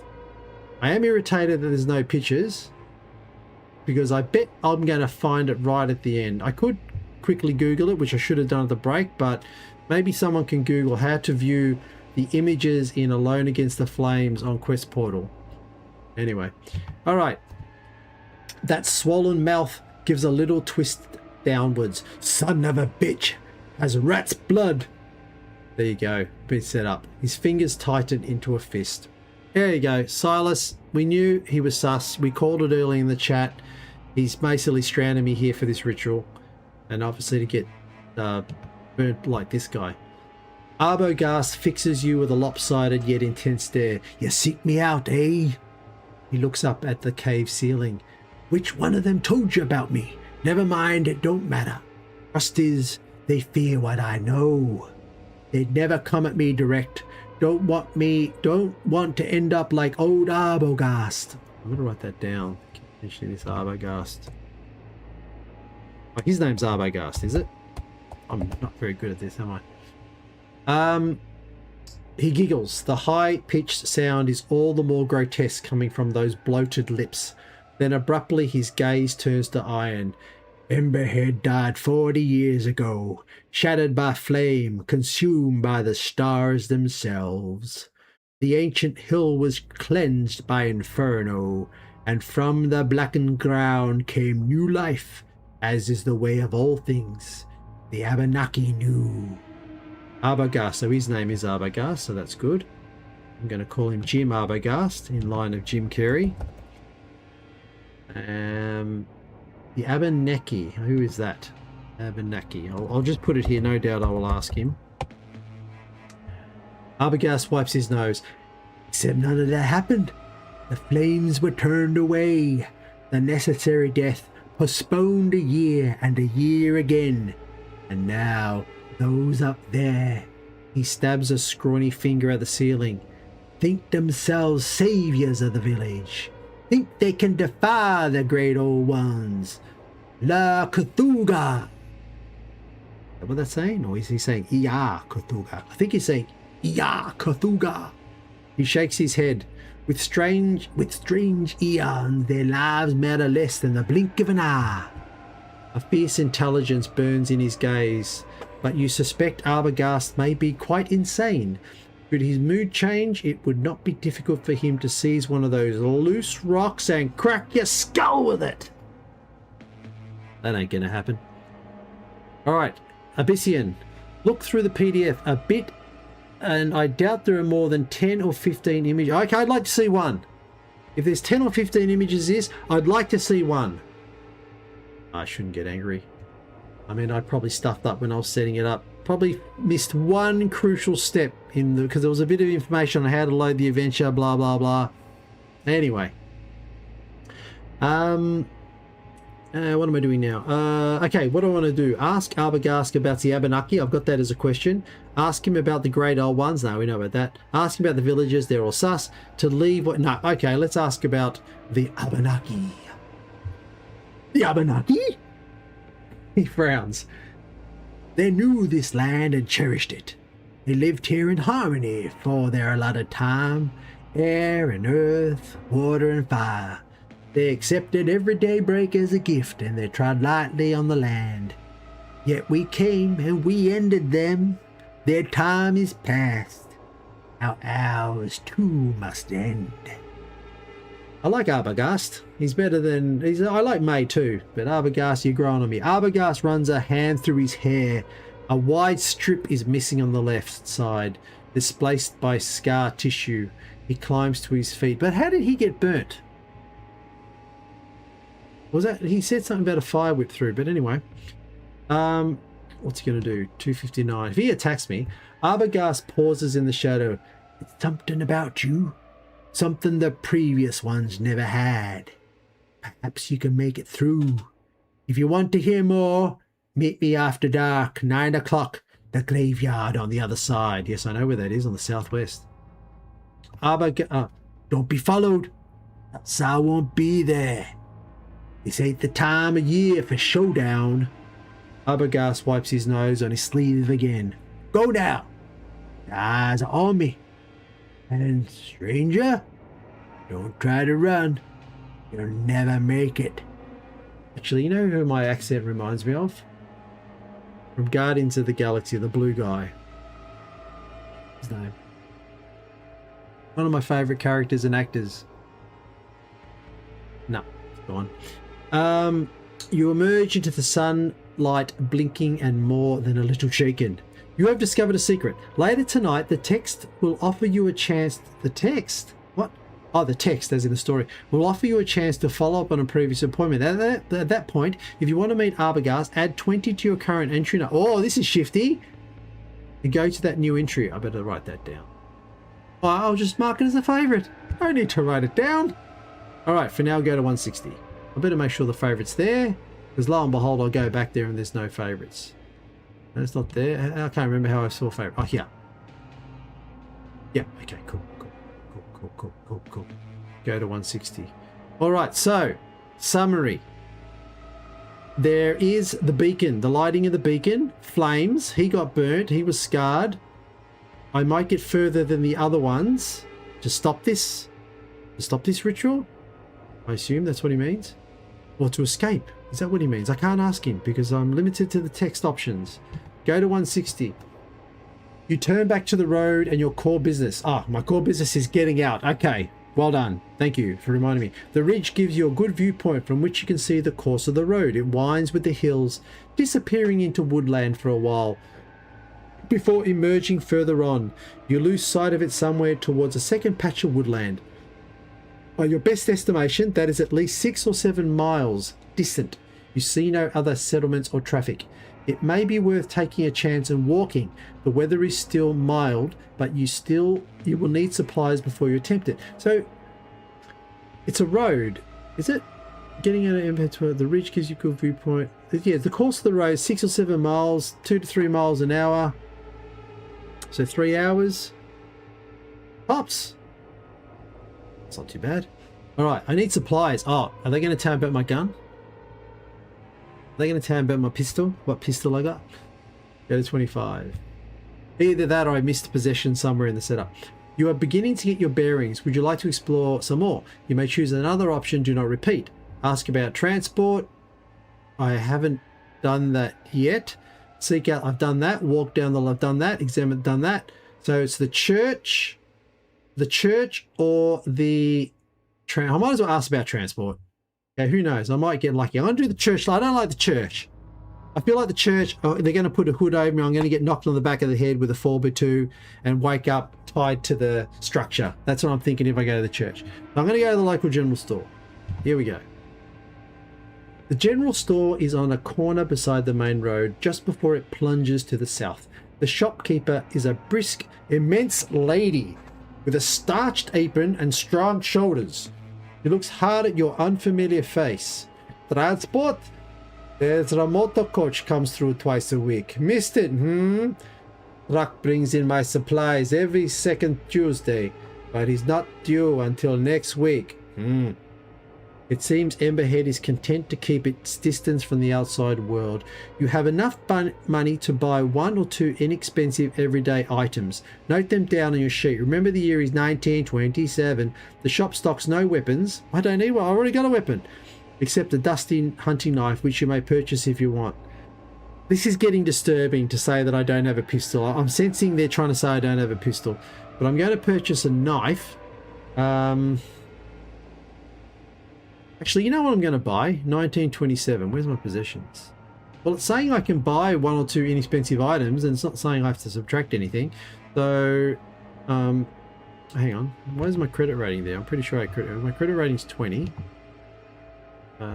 Possessions. Rating 20. I don't know how much cash I got, but I'm going to say that in gear and possessions, I'm going to buy the hunting knife. Actually, does brawling cover hunting knife? Let's see, combat. Fighting, brawl, dodge. Yeah, I think it does. Good. And I'm going to buy a Now, do they have flashlights in 1927? I don't know. I'm going to buy a lantern. No, someone can probably tell me that. Are there flashlights in 1927? Yeah, it's after the First World War. Oh, yeah, I think there would be. I'm going to say lantern torch. And shall I buy food? I'll buy some food. I'll just call it a ration pack. In case I'm hungry on the 3-mile journey or the 7-mile journey. Alright, go back 25. I've tried 4 options now because I've done 1, 2, 3. Oh, sorry, I've done 5 options. Oops, I cheated. I've tried 5 of the yes. Apologies. I will go to 3 now. Tail between legs. Anyway, go to 3.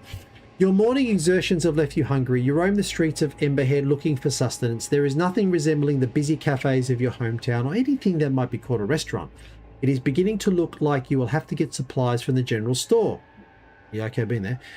When May Ledbetter comes down the street with a girl trailing in her wake, which is Ruth, yep. As she notices you, she races past her mother and approaches you with a smile.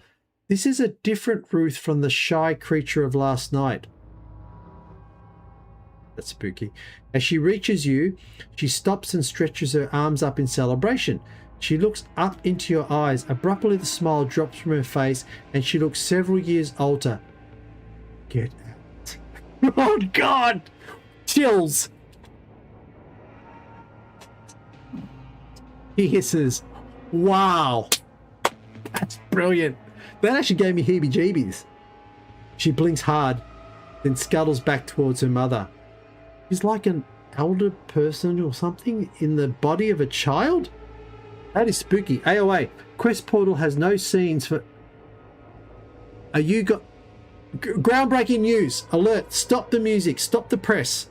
I've been informed by Abyssian that Quest Portal has no scenes for Alone Against the Flames. But I'm sure it said... I'm not going to go back to it, but I'm sure when I read the introduction, it said full of illustrations, and I had the ticket. And I paid for this with 0 money because it was free. Oh, they set us up.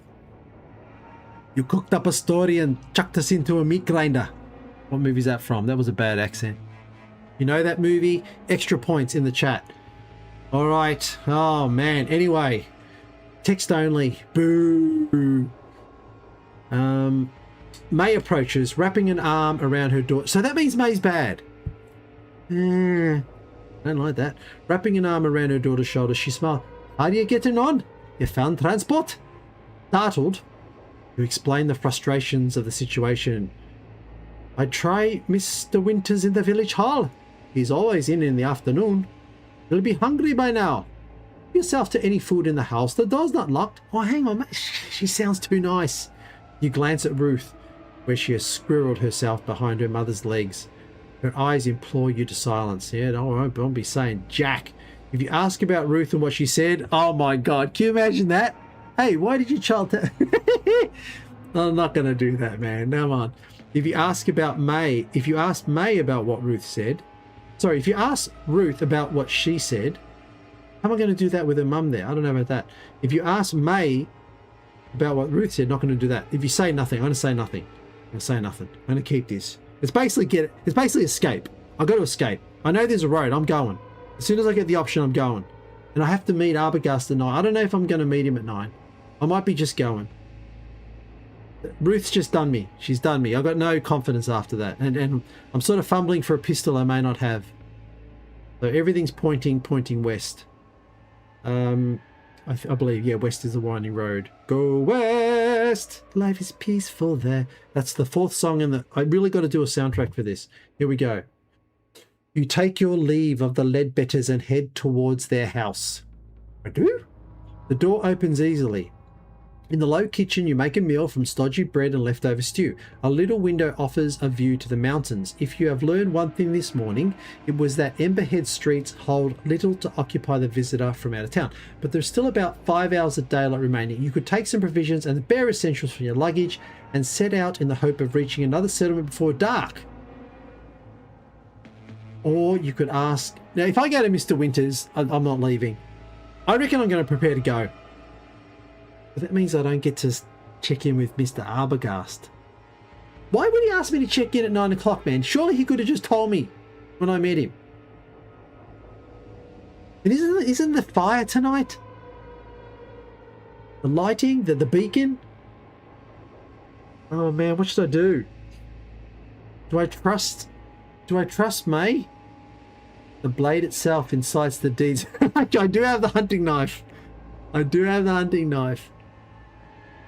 Oh man, what do I do? Do I head to see Mr. Winters, trusting that May isn't chucking me into my death, or do I just leave? My gut's saying I just got to get out of there.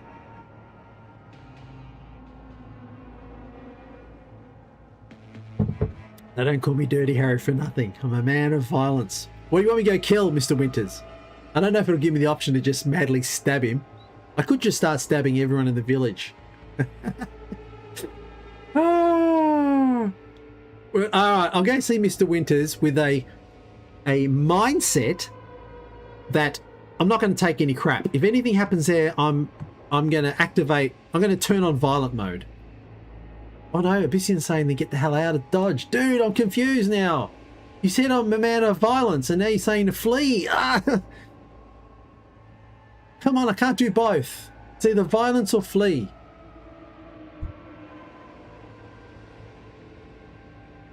This is my conquest cup while Abyssian's thinking my fate. And guess what I'm drinking? I like drinking different types of tea. It doesn't say it here. Licorice tea. You ever had licorice tea? Very nice. I'll give you 5 seconds. Oh, here we go. Harry does not care for being a coward. Right, so that's stay. Okay, I'm going to read that as stay. I'm going in. I'm grasping the hilt of I... At least another day. I am losing my mind. If Abyssian was the GM, the keeper, as it's called, I should make a voluntary sanity roll because I'm just totally lost. After seeing Ruth, I'm surprised. No sanity roll there. 2 opportunities to bring my sanity down. Here I go. Going to the hall, mate. Going to the hall. The village hall overlooks the lower north ridge of the village. You walk along Silbury Street to find it, conscious of the oppressive black metal structure framed at the end of the road. The shutters of the hall are open, and some windows left ajar. There is no knocker, but a little bell over the entrance tinkles as you push the front door. I'm ready, dude. I'm ready for an ambush. Inside, a sturdy door to your right is marked private. To your left, an opening leads through to a bright room. You take a few steps inside. Benches line the walls, and there are 2 notice boards mounted between the windows. God, let's check them. Dude, time to do it. Don't worry, mate. I've got the knife grasped. I'll go check the notice board, but looking behind me at all times for an ambush. The floorboards creak beneath you as you cross the room. You feel a slight spring in your step. Perhaps this room is used as a gymnasium for the village children. Oh, the children. The children. One notice board appears to be for the adults of the community and one for the children. The former looks neglected, featuring handwritten advertisements for household items and a yellow note about telegraph pricing. Hang on, didn't she tell me they don't have a telegraph? There's nothing about the festival. The children's notice board has a schedule for weekly creche, a number of paintings obviously done by the children. Most are incoherent, though colourful. At best you can tell they depict fireworks or perhaps the tale of Joseph from the Book of Genesis. One has lost a pin, hangs upside down. It shows a giant bird attacking Emberhead. Or it might simply be that the artist had not yet mastered the subtleties of scale. Oh no, no, there will be giants. There will be giants.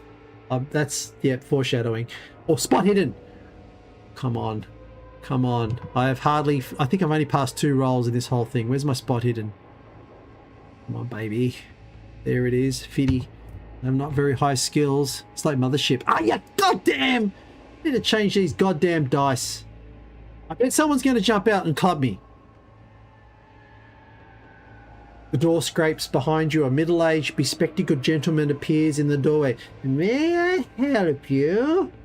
Why am I doing a German SS accent? You explain you are visiting on May Ledbetter's recommendation.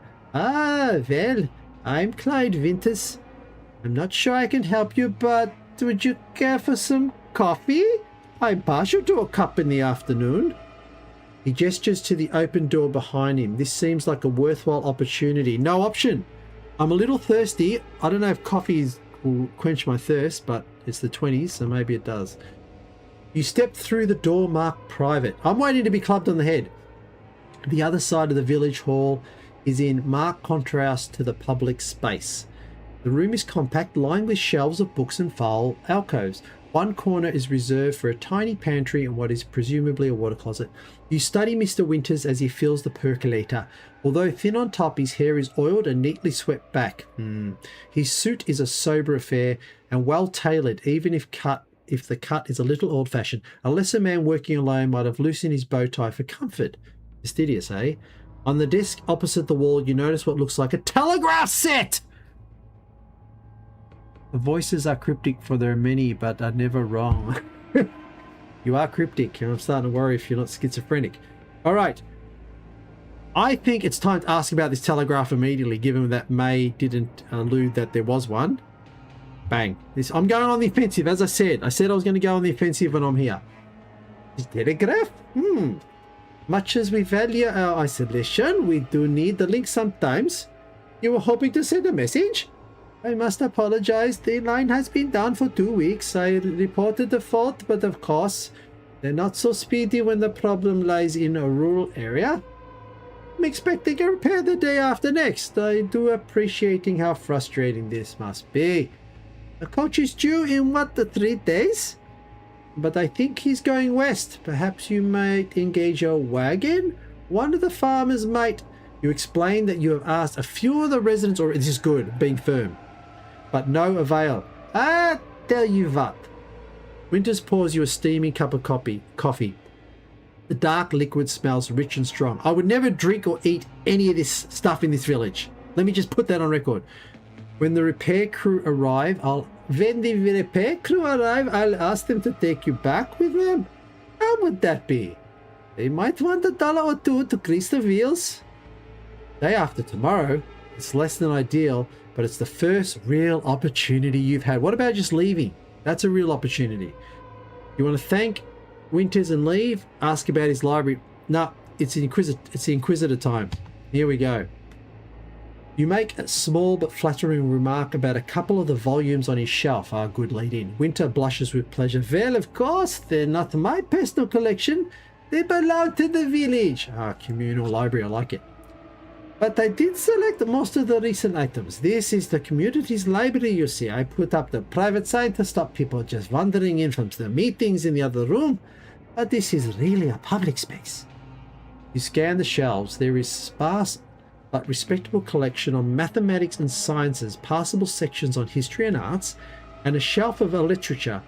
He has a few lowbrow novels tucked away in a corner. Oh, those novels. With tatty copies of Bizarre Tales magazine. Quality does not always equate to popularity, I'm afraid. Winters gives you an apologetic smile. He seems also innocent. You clearly are mad, Harry. You are talking to yourself and considering mass murder. No, I'm not. I've got my senses. I'm a PA heading to Arkham. And I still remember why, he says, checking his notes. No, I mustn't have done good notes. Well, I was going there for some reason. I haven't even... Oh, hang on. It was in my bio. I have a new job at the Blackwood Detective... I just keep saying to myself, my name is Harry Abyssian. I have a new job at Blackwood Detective Agency in Arkham. My name is Harry Abyssian. Okay. Winters, okay. Take time. Some research. Oh, apparently you're always supposed to do research in Call of Cthulhu. So I'm going to do that first. Winters is happy for you to spend the rest of the afternoon in study and offers you an upright but comfortable chair. You have enough time to pursue one line of research. History of the area. The festival could be very good to know because it probably involves sacrifices. Science, nah. Weird fiction, it'll probably be something about that giant bird. I'm thinking the festival is the clear and logical answer. I only get to do one. The history of the area, well... I already know that it got told by Arbogast that it was a different community and then the sprawl grew. Yeah, I'm going to find out about this festival. See what they say about it. You are not surprised to find there is no published work on Emberhead's festival. Winters pokes around and finds cased monograph, handwritten on yellow paper by Dr. Aniolowski. An acquaintance of my father's, I believe. Or maybe he's Polish, Winters says. The manuscript is somewhat difficult to read and you make slow progress. Anulowski speculates that the festival has its origin in pagan rites, brought over by, this is like a montage, brought over by Celtic settlers, which celebrate the ancient festivals of Beltane, Samhain, Imbolc and Lughnasadh. There is some discussion of the struggle between the seasons and a couple of oblique references to the alignment in Emberhead. Anulowski suggests that the meaning of the festival slowly changed around the turn of the century. The monograph terminates mid-sentence at the end of page 28, just as it begins to discuss the modern practices. You ask Winters if he has the remaining pages. No, I'm afraid those have been misplaced, he says. Perhaps they're still in the library somewhere, but I must make the time for a thorough stocktake. Hang on, wasn't I supposed to add 20 to a dice roll or something? Or 20 to a passage? Let me see. Where was that? That was in my notes, favorites, here. No, it wasn't that one. Was it the other one? God, I hope I saved that note. Oh yeah, later tonight the text will offer you a chance to follow up. Okay, it's not offering me a text to follow up. Oh shit, what page was I on? Uh-oh. Oh, damn. I nearly lost the page then. Might be a smart move to know what you're getting yourself into before stepping into the fire. Yeah. I'm not going to go willingly. And I don't care if this game says I don't have a pistol. I have a pistol. And there will be someone going down with me to hell. You can take that to the bank. All right, my name isn't Harry Abyssian. And I have a new job at Blackwood Detective Agency in Arkham, I say to myself. All right, here I go. The afternoon wears on. You are not quite finished your reading when Winters glances out the window and stands up. He clears his throat. What? You have not quite finished your reading when Winters glances out of the window and stands up. He clears his throat. Make a credit rating roll? Gonna charge me? What the heck is going on? I'm gonna do it, you crazy keeper. Oh god, I've only got 20 in credit rating. Come, let's go. Oh, that would have been the second digit. 98. Uh-oh, that's a fumble. I'm assuming this solo adventure ain't gonna know what a fumble does, but anyway. If you make the critic roll, why don't? If you fail, it's just been a series of failures. I'm afraid I have some errands to run before dark, so I must close the library for today. I do hope you will return tomorrow afternoon if you are so inclined. You leave the building with Winters, waiting as he locks up. You thank him for the coffee and the access to the library. He disappears off down an alley.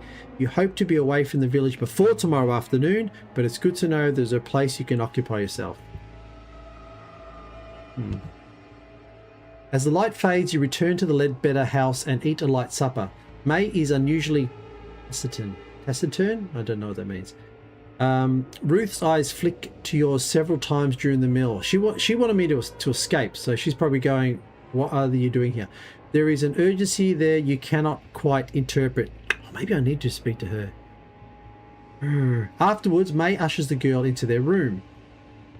So she keeps Ruth with her at all times so she can't speak. You have been in Emberhead for barely one whole day and you already feel... Barely one whole day? I think this is the second day. Or maybe a whole day in its entirety. Yeah, okay. And you already feel confined by it, both geographically and socially. The evening seems to offer little. If you have a previous appointment... Okay, now hang on. I don't want to do stargazing. Attempt to speak to Ruth. Now, this is the question I've got. If I attempt to speak to Ruth, will I be able to then have this previous appointment? No, this is the time to follow it. I can only do one or the other. Well, to be fair, if I do try to speak to Ruth, May's going to find me speaking to the daughter, and that ain't going to be a good situation. I don't want to have to kill May. No, I don't want to have to kill May. All right, look, I did have this previous appointment. Time to follow it up. Add 20 to that, I believe. Jeez, my memory is absolutely shite. Add 20. Yep, all right, to the current entry number. So 200. So how do I go there? I open this, go to 200. Okay. Arbogast is not at the appointed meeting place. You give him 10 minutes, but he doesn't show. You curse the old crank and head back towards May's house. Psst. Hand snakes from a doorway and grabs your arm. You jump at the sight of that half face glimpsed in starlight. "One of them's near," he whispers, "watching. Come with me if you want to live." Alright, let's see what he takes me. Arbogast leads you. He might be my only hope, this bloke. Arbogast leads you across the thoroughfares, slipping between houses. The metal structure looms at the end of the street. Silent. Silent now, he says. "But the beacon will come alive tomorrow night." He ushers you into a little alcove behind the village school. Glances behind you, then sits down. Again, you feel uncomfortable in the proximity to that scarred visage. One mounted eyelid lifts. "I don't have long. Understand this. I was the conduit, the interpreter. Before that, full Winters and his fancy words. The things which come to Emberhead care not for words. Those idiots think this is a ritual of sacrifice." He spits on the grass. "It is a ritual of control. They know the words, but they do not comprehend the forces they call." He sniffs and sits back. No time. You have no time for more questions. I will teach you how to end it. In the moment when all is lost, you can return this hill to the earth, to the death that came 40 years ago. I have tried it myself, but," his head sags, "I no longer have the concentration. The chant is simple. It I can teach you, but you must perform it with a clarity of mind that I have lacked for years." Oh, here we go. Now I'm going to learn this chant. I'm going to be "You need a hero." That's the 5th song in the soundtrack. It doesn't have any pictures, but goddamn, it has a good soundtrack. All right, I want to learn the chant. You feel very dislocated from reality as you sit on a cliff top behind a school at night, learning a chant by rote from a madman. Arbogast is careful to teach you it in sections. He glances into the sky. "Won't work right now. Cloud covering the star." But he still takes care not to pronounce the whole thing at once. It has a rhythmic beginning and various elaborations, but the core passage is repeated 3 times. "Linglim lagnaf kathagu formhalt naga ganaf fathagna katuga." Did that pretty well, I think. In time, Arbogast listens to your recital and nods. "Remember every sound, but never speak it if you have plans left on this earth." I just spoke it, but anyway. "You have discovered a secret. If your situation ever becomes desperate enough to try the ritual, the text will offer you an option to chant. At this point, add 1, I thought I said 1D then, add 10 to your current entry and go to that entry. If the text offers you that option, it will make you one with the living." I like this. Let's bookmark. Bang. Favorite. Go to 188. Oh, I'm getting proficient now. A black shape lunges from the dark. It wraps an arm around Arbogast's throat and drags him backwards out of the alcove. He grabs at the arm, kicking empty air. You see the gleam of a long blade. "Here we go, Omniscient! It's go time!" Hey, make a dodge roll. This is where it gets serious, folks. This is where my good rolls coming in. Okay? I've done absolutely shite the whole game. Here we go. Dodge. Come on. Oh, right on the dot. Yes. Oh, it's time for that knife to be plunged, my friend. It's time for that knife to... Oh, it sounds like I'm going mad. Here we go. A second figure swings at you with some kind of blunt weapon. There's 2 of them. Crap. You shove it aside and scramble out. Keto, trying to find a more defensible position. A gurgle draws your attention. Oh, shit. Arbogast has a hand clapped to his neck. Blood drips between the fingers and spills from his mouth. His assailant stabs again. The wet blade slicing through Arbogast's wrists, even as it sinks into his neck. Slicing Arbogast's wrist, even as it sinks. Oh, okay, because he had his hand on his neck. You see the faces now. Low faces daubed in some kind of tarry substance, eyes gleaming with hatred. Arbogast shoves his attacker off, staggering back. More blood cascading down his arm. The old half-man has willpower. He plants his feet and raises a hand. Make a sanity roll. Come on. Let's go. Yes, I've embraced the madness. Sanity, where's me sanity, baby? Sanity's 49. I like those odds. Let's do it. You goddamn dice, you goddamn! Well, probably makes sense because it does feel like I'm going mad. Faces loom at you, thick with blood and lit by inferno. Someone claws at you, tears at your claws at me, tears at your flesh. Flames dancing in his terrified eyes. You fall back. Lose 1d3 sanity and 1d2 hit points. I don't know if I've got a d3. Let's have a look. d3 sanity. I'll halve the d6. Roll. Oh, damn, girl. 1, 2, 3. And 1d hit 1d2. So let's just roll a d6 and 1 to 3 is 1. Roll. Yep, 1 point of hit points. Goes down. You don't have many hit points. Very low. Go to 45. Come on, where's the payback? Where's the knife fight? You awake with a jolt. What? You awake with a jolt, wrestling the blankets, ready for attack. What's going on here, man? The Ledbetter guest room is quiet, painted with morning light. There is nobody here but you. You release the blankets and wait for your heart to stop hammering. What the hell's going on, man? What's happening? I had a fight and I just went to bed? Or was it all a dream and I'm still in the bus? Please don't do that. It can't be a dream. Okay, this is weird. So I didn't fend. No, did I? Yeah, I did fend them off.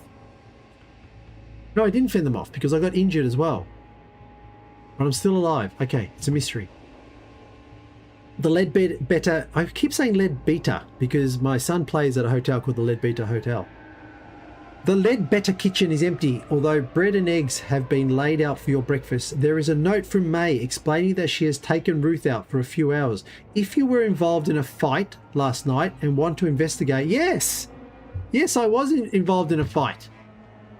You feel skittish as you approach the spot where you and Arbogast were attacked. Your memory of the encounter is shaky, but you remember 1 or 2 vivid images. At first you think there is nothing to see, no discarded weapons or figures lying unconscious, but upon closer examination you find sticky congealed patches and blackened lines in the grass. If the village had a police station you could go there, but something tells you the events have gone beyond that. God, yes, and I've got the incantation. Incantation. You make a quiet circuit of the village, pausing in unobtrusive places to watch the villagers. It is rather busy for this time in the morning. Yawning locals stream back and forth along the roads, carrying bundles of split logs to the site of what you've heard referred to as the beacon. You see 2 figures already up in the superstructure, black tarred faces, I bet, arranging the wood. The festival bonfire will be most impressive. Most impressive. But do you intend to stay to see it? You suspect by now that something is amiss here. Oh, no shit, Sherlock. While the villagers are distracted, you may do some illicit investigation, or you may simply leave town. I'm not leaving town. I'm too deep now, and I've got the incantation to put an end to this. I'm not leaving, not going anywhere. I've changed tact. After being attacked, my friend Arbogast probably dead. I'm going to do some illicit investigation, my favourite type of investigation. Search May Ledbetter's room. Ooh. Something's going to be. It's definitely, there will be fire. Oh, yeah, the room could be good. Ruth might have something there. No, she told me to escape, so she's probably got nothing there. Go along to the village hall, because I didn't find anything there. The artisan's courtyard. Spy on activity. Slip down the east road. No, I'm not going to flee. Spy on the beacon. No, I need to get clues on how to do this. I'm going to go back and take a closer. I'm going to go back to the village hall because he did close that up and there was a few spot hidden checks I failed, so I feel as I can get something here. Keeping away from the streets, you skirt the northern cliffs and approach the village hall from the rear. It is close to the beacon and you'll not be able to use the door unobserved. You check the windows. The one on the east side facing the beacon is bricked up. A shutter is loose on the westernmost window and you're able to ease it open and slide inside, closing the shutter behind you. You drop in to the meeting room and pad through, passing through dim shafts of light and listening to the excited chatter of the locals from outside. The door opposite reads private. Hearing nothing from the other side, you turn the handle. Jeez, a lot of suspense to get to that room. The room is lined with books. In the corner is the water closet. Yeah, I know all that. Is there anything useful? Spot hidden. I don't think I've passed any spot hiddens. 50%. Still pretty good. Oh no, I must have because it's ticked. Yes! If you examine this bookshelf before, you may have a bonus die. Oh, I have examined. So I could have got a bonus die. See page 10. A bonus die is where you roll the D10 again. So I don't need to do it because I passed with a 36. Bang, 147. What's Abyssian saying? Don't trust the beacon. I do not trust that fire because I know that I'll probably be part of it. You're looking along the spines when you notice how close the bookcase is to the window to the north wall. From outside, there is a solid 3 or 4 hidden room between the edge of the window and the wall, and the bookcase covers the wall with a bricked up window. Further examination reveals an ingenious arrangement of slipcases physically attached to the shelves. When you pull to the left, entire section of the bookcase swings out. Awesome! The clatter of activity around the beacon seems to be building, and you flinch at every conversation that gets too close to the door. To investigate the bookcase, to close it and make your escape? Hell no! Hell no! We're going.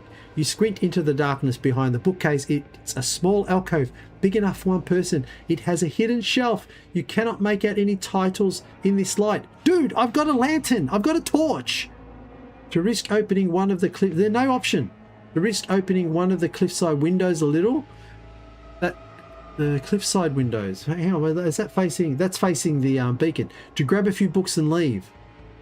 Risk opening one of the windows a little. Why would I want to open the window? I don't get it. I'm going to grab a book in this hidden room. You slip from the building, clutching some of the more portable volumes. In the shadows behind the artisan's courtyard, you examine them. To your disappointment, 2 or 3 are in script unknown to you. Another appears. Hang on, don't I have any skills in that? I've got 5% in occult, dude. What about history? I've got 5%, dude. Give me a roll. There is a spidery handwritten copy of something named the Emerald Tablet, but perhaps most intriguing is a small book of strange poetry bound in black, published in Boston, 1919. The cover reads Azathoth and Others by Edward Derby. You'll have to hide the larger volumes, but you can pocket the Derby book. The Derby volume will require about a week of study. Well, I don't have a week. You may read for more information about it. If I survive, I can read about it. Oh, damn, I'll just bookmark that. Go to 120. You feel a deep unease about Emberhead and this day in particular, because I had that nightmare. Once you have attempted 3 of the options below, go to 98. Ooh, 3 options. So I've gone to the village hall.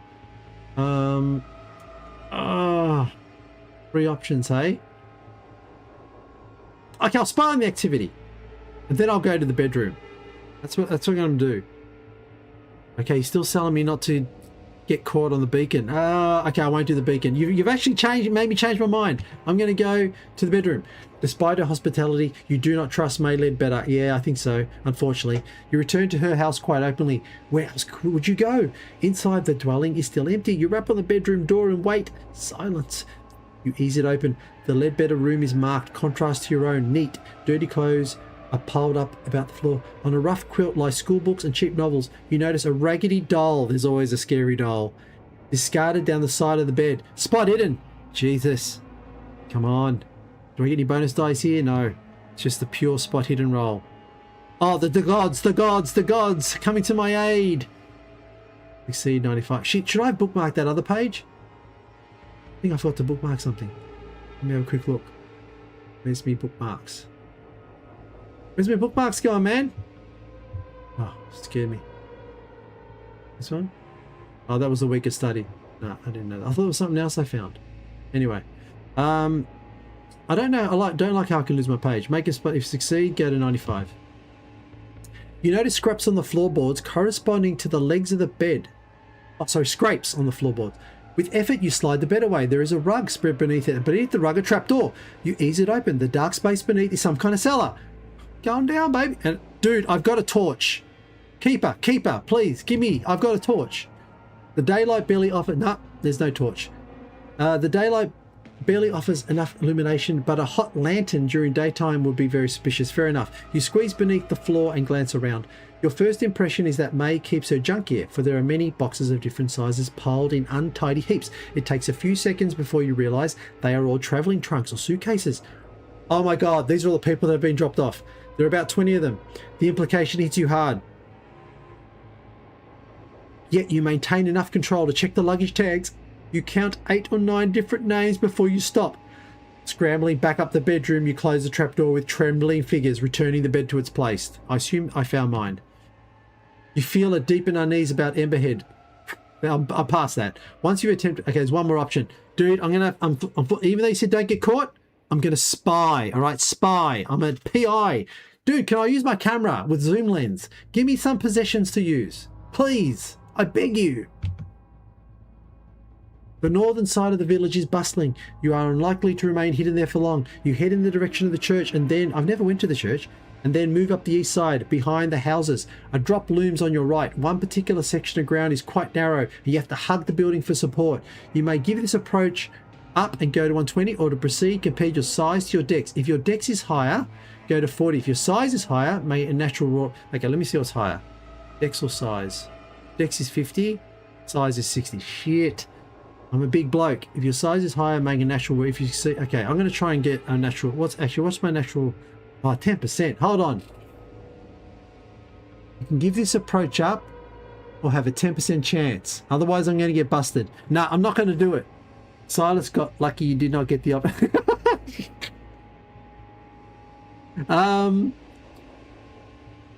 Oh, dude. I've only got a 10% chance of getting into this narrow area. I can't. I'm going to have to give this up. Because I was warned by Abyssian, don't get caught. And 10% is not high enough. Okay, I have got 50 luck though.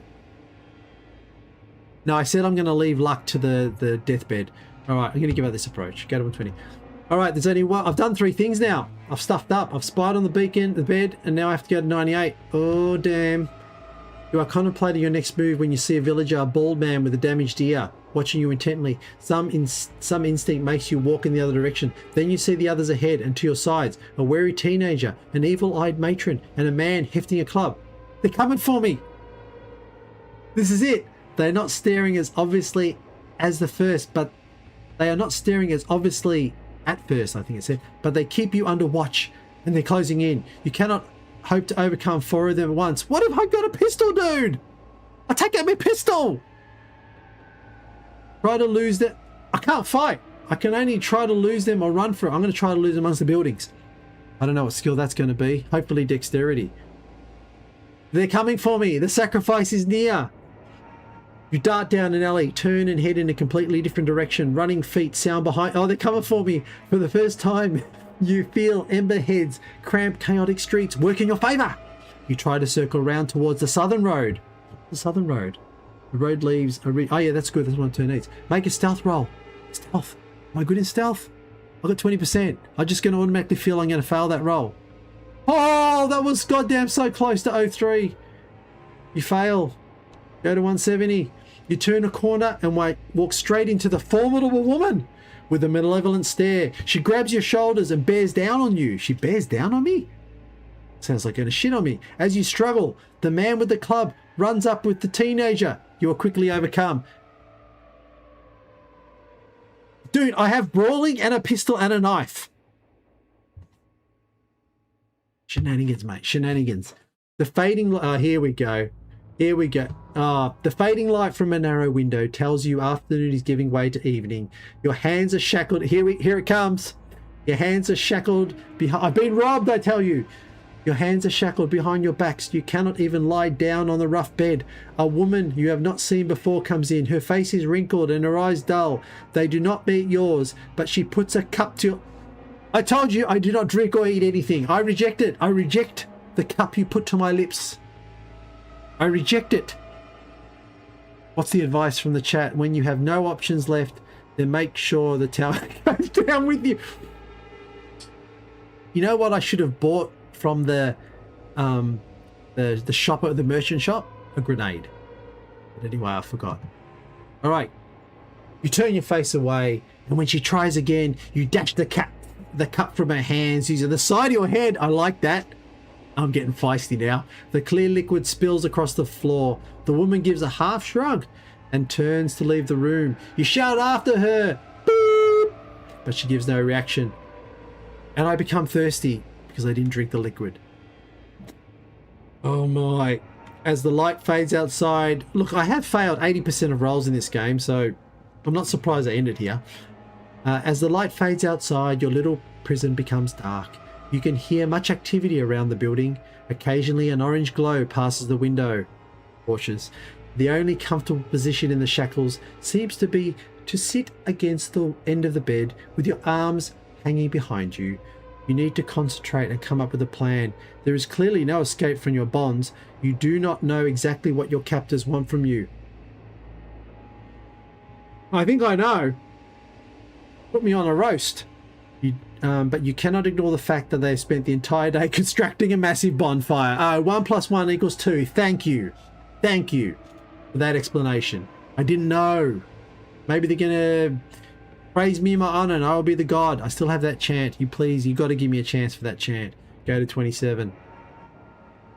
The door scrapes, wrenching you back into the moment. Orange light spills into the house and blazing torches held at the threshold.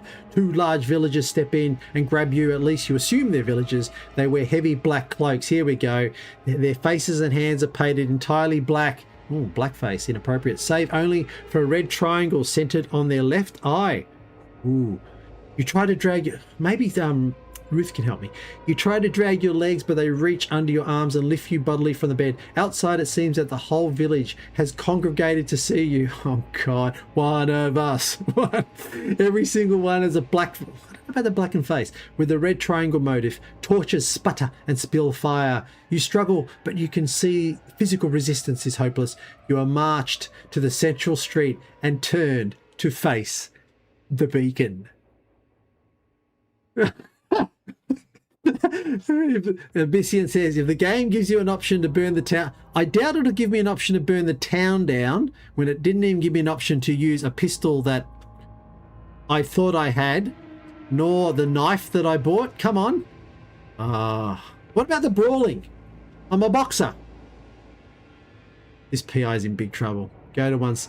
If I can get Silas down with me, if I can take Silas down, I consider this a victory, all right? Even in death. Here we go. The procession down the approach, that's why it's called capitals, is slow and formal. Save when you sense weakness and yank at your captors. A chill touches you when you see 3 human shapes carried ahead of you, draped in red cloth. The beacon looms larger and larger, its dreadful silhouette a black triangle pointing to the stars. A low drone begins among the cloaked figures. Unbidden, the word mourners comes to mind. Smoke from their torches makes you cough. You feel heat on your face. As you reach the cleared area around the beacon, 3 dancers break from the pack. Young girls swinging balls of fire in spectacular arcs, drawing circles in the night air. One by one, they draw close to you and touch your forehead with sooty fingers. Each kisses you 3... Well, at least I'm getting a bit of love before. Each kisses you 3 times on the left cheek, on the right cheek, then the forehead. Oh, sign of the cross. Then they whisper in your ear. What do they say? The smell of kerosene fills your nostrils. Make an app roll. If you succeed, go to 10. What is app? I don't even know what app is. Appearance. Is app appearance? I don't know. I don't know what app stands for. Should I check? Look, let me consult the rules. I've lost the rule book. Where's the rule book? Library. App. What is app? Can't be appearance. Why would I be testing appearance? No one's helping me. I can't even find the rulebook. I'm sure it was here somewhere. Call of Cthulhu. Rulebook? Is there a rulebook in the house? Rulebook? Geez, forget it. I'll just roll it. App. I don't even know what app is. No one can tell me, but I'm gonna roll it. It's a good score. He's passed. Go to 10. Through your it must be what I can hear. Through your sacrifice, the village will be reborn, says the first dancer. You pass from earth to air for all our sakes, says the second. I waken the chains, says the third. Don't try to escape until the flames are high enough to hide you. You stare at the... Oh! Drop the mic! You stare at the third dancer.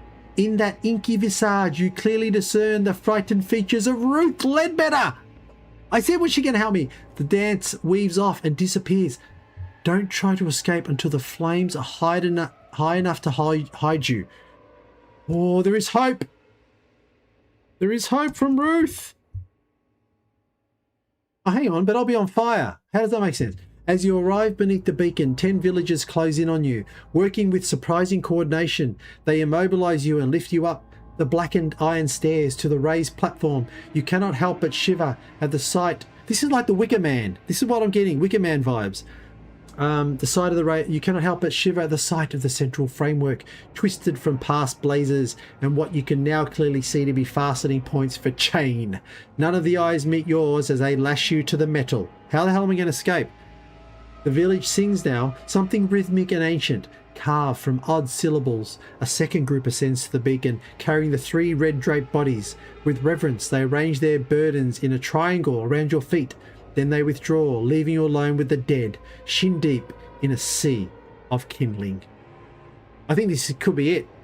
I don't know about escaping when the flames are high enough. I'm pretty much dead. They made a mistake by thinking you won't fight, 100%. I chose the PI, see? I reckon this fits if I chose the other professions, but I chose the PI. And, you know, where was the combat? Fire? No, it didn't say I got firearms. Anyway, what's the use? I got attacked anyway and they took all my stuff. It seems the entire village is gathered around the beacon to watch you burn. Behind the face paint you recognise May, of course, and yes, that is my chance. Silas is there.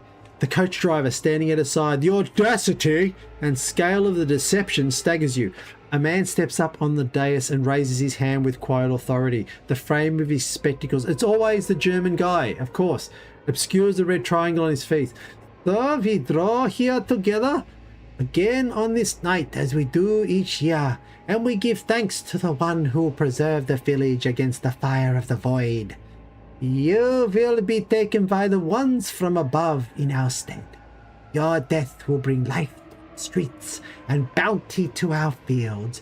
It will safeguard our children and our elders alike for another year. We salute you! I won't do the salute, but I know what salute he does. He bows his head. All around the beacon, bearers step forward and lift their torches to the edge of the raised platform. A ring of tiny flames flicker up around the perimeter. As they wink, the singing of the villagers drops into an unearthly rhythm. To throw all your remaining strength and against the bonds, or wait, what happens? I'm going to follow Ruth's advice.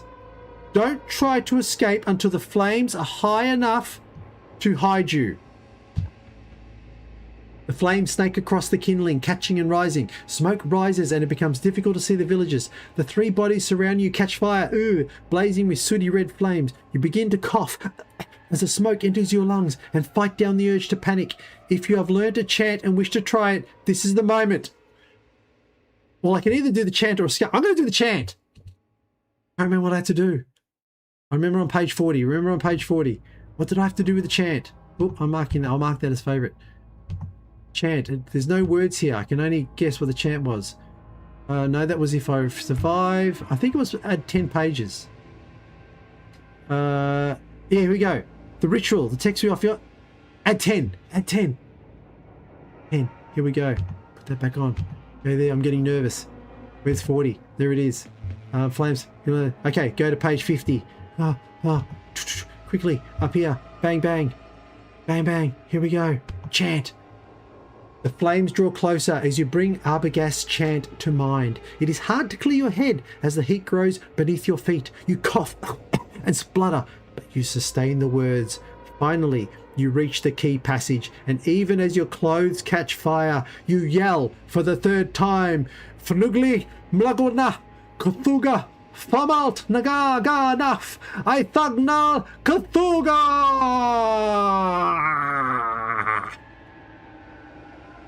This is almost like a game that turns you into madness. Champ might be to become a sacred. 100% escape. Oh, don't worry. I'm getting there. But first I'm going to call down the wrath of the gods. 270. The swirling tongues of fire around you stop in midair. The people around the beacon freeze, their black painted faces bleached and stripped as a second sun opens in the air above Emberhead. In an instant, the people, the village, the hill are all consumed, incinerated by impossible proximity to sheer combustion, the essence of fire. Through your body, though your body is bound to the beacon, your being is freed. As a spark, you race into space, catapulted through vastness of the void. The stars burn past you with incomprehensible velocity, and then you are home. Forever you will dwell here, at Falmholt, where the flames ripple and flow through the immense spaces to the rhythms of the universe, where planets themselves move and tilt through unutterable wheels of time. Bound, I feel like a god, bound to the clockwork chaos. I'm like Loki, sitting amongst time, bound to the clockwork chaos of the living flame, and among the flames you will dance. You have single-handedly destroyed a section of New Hampshire, about 16 miles in diameter. This also killed you.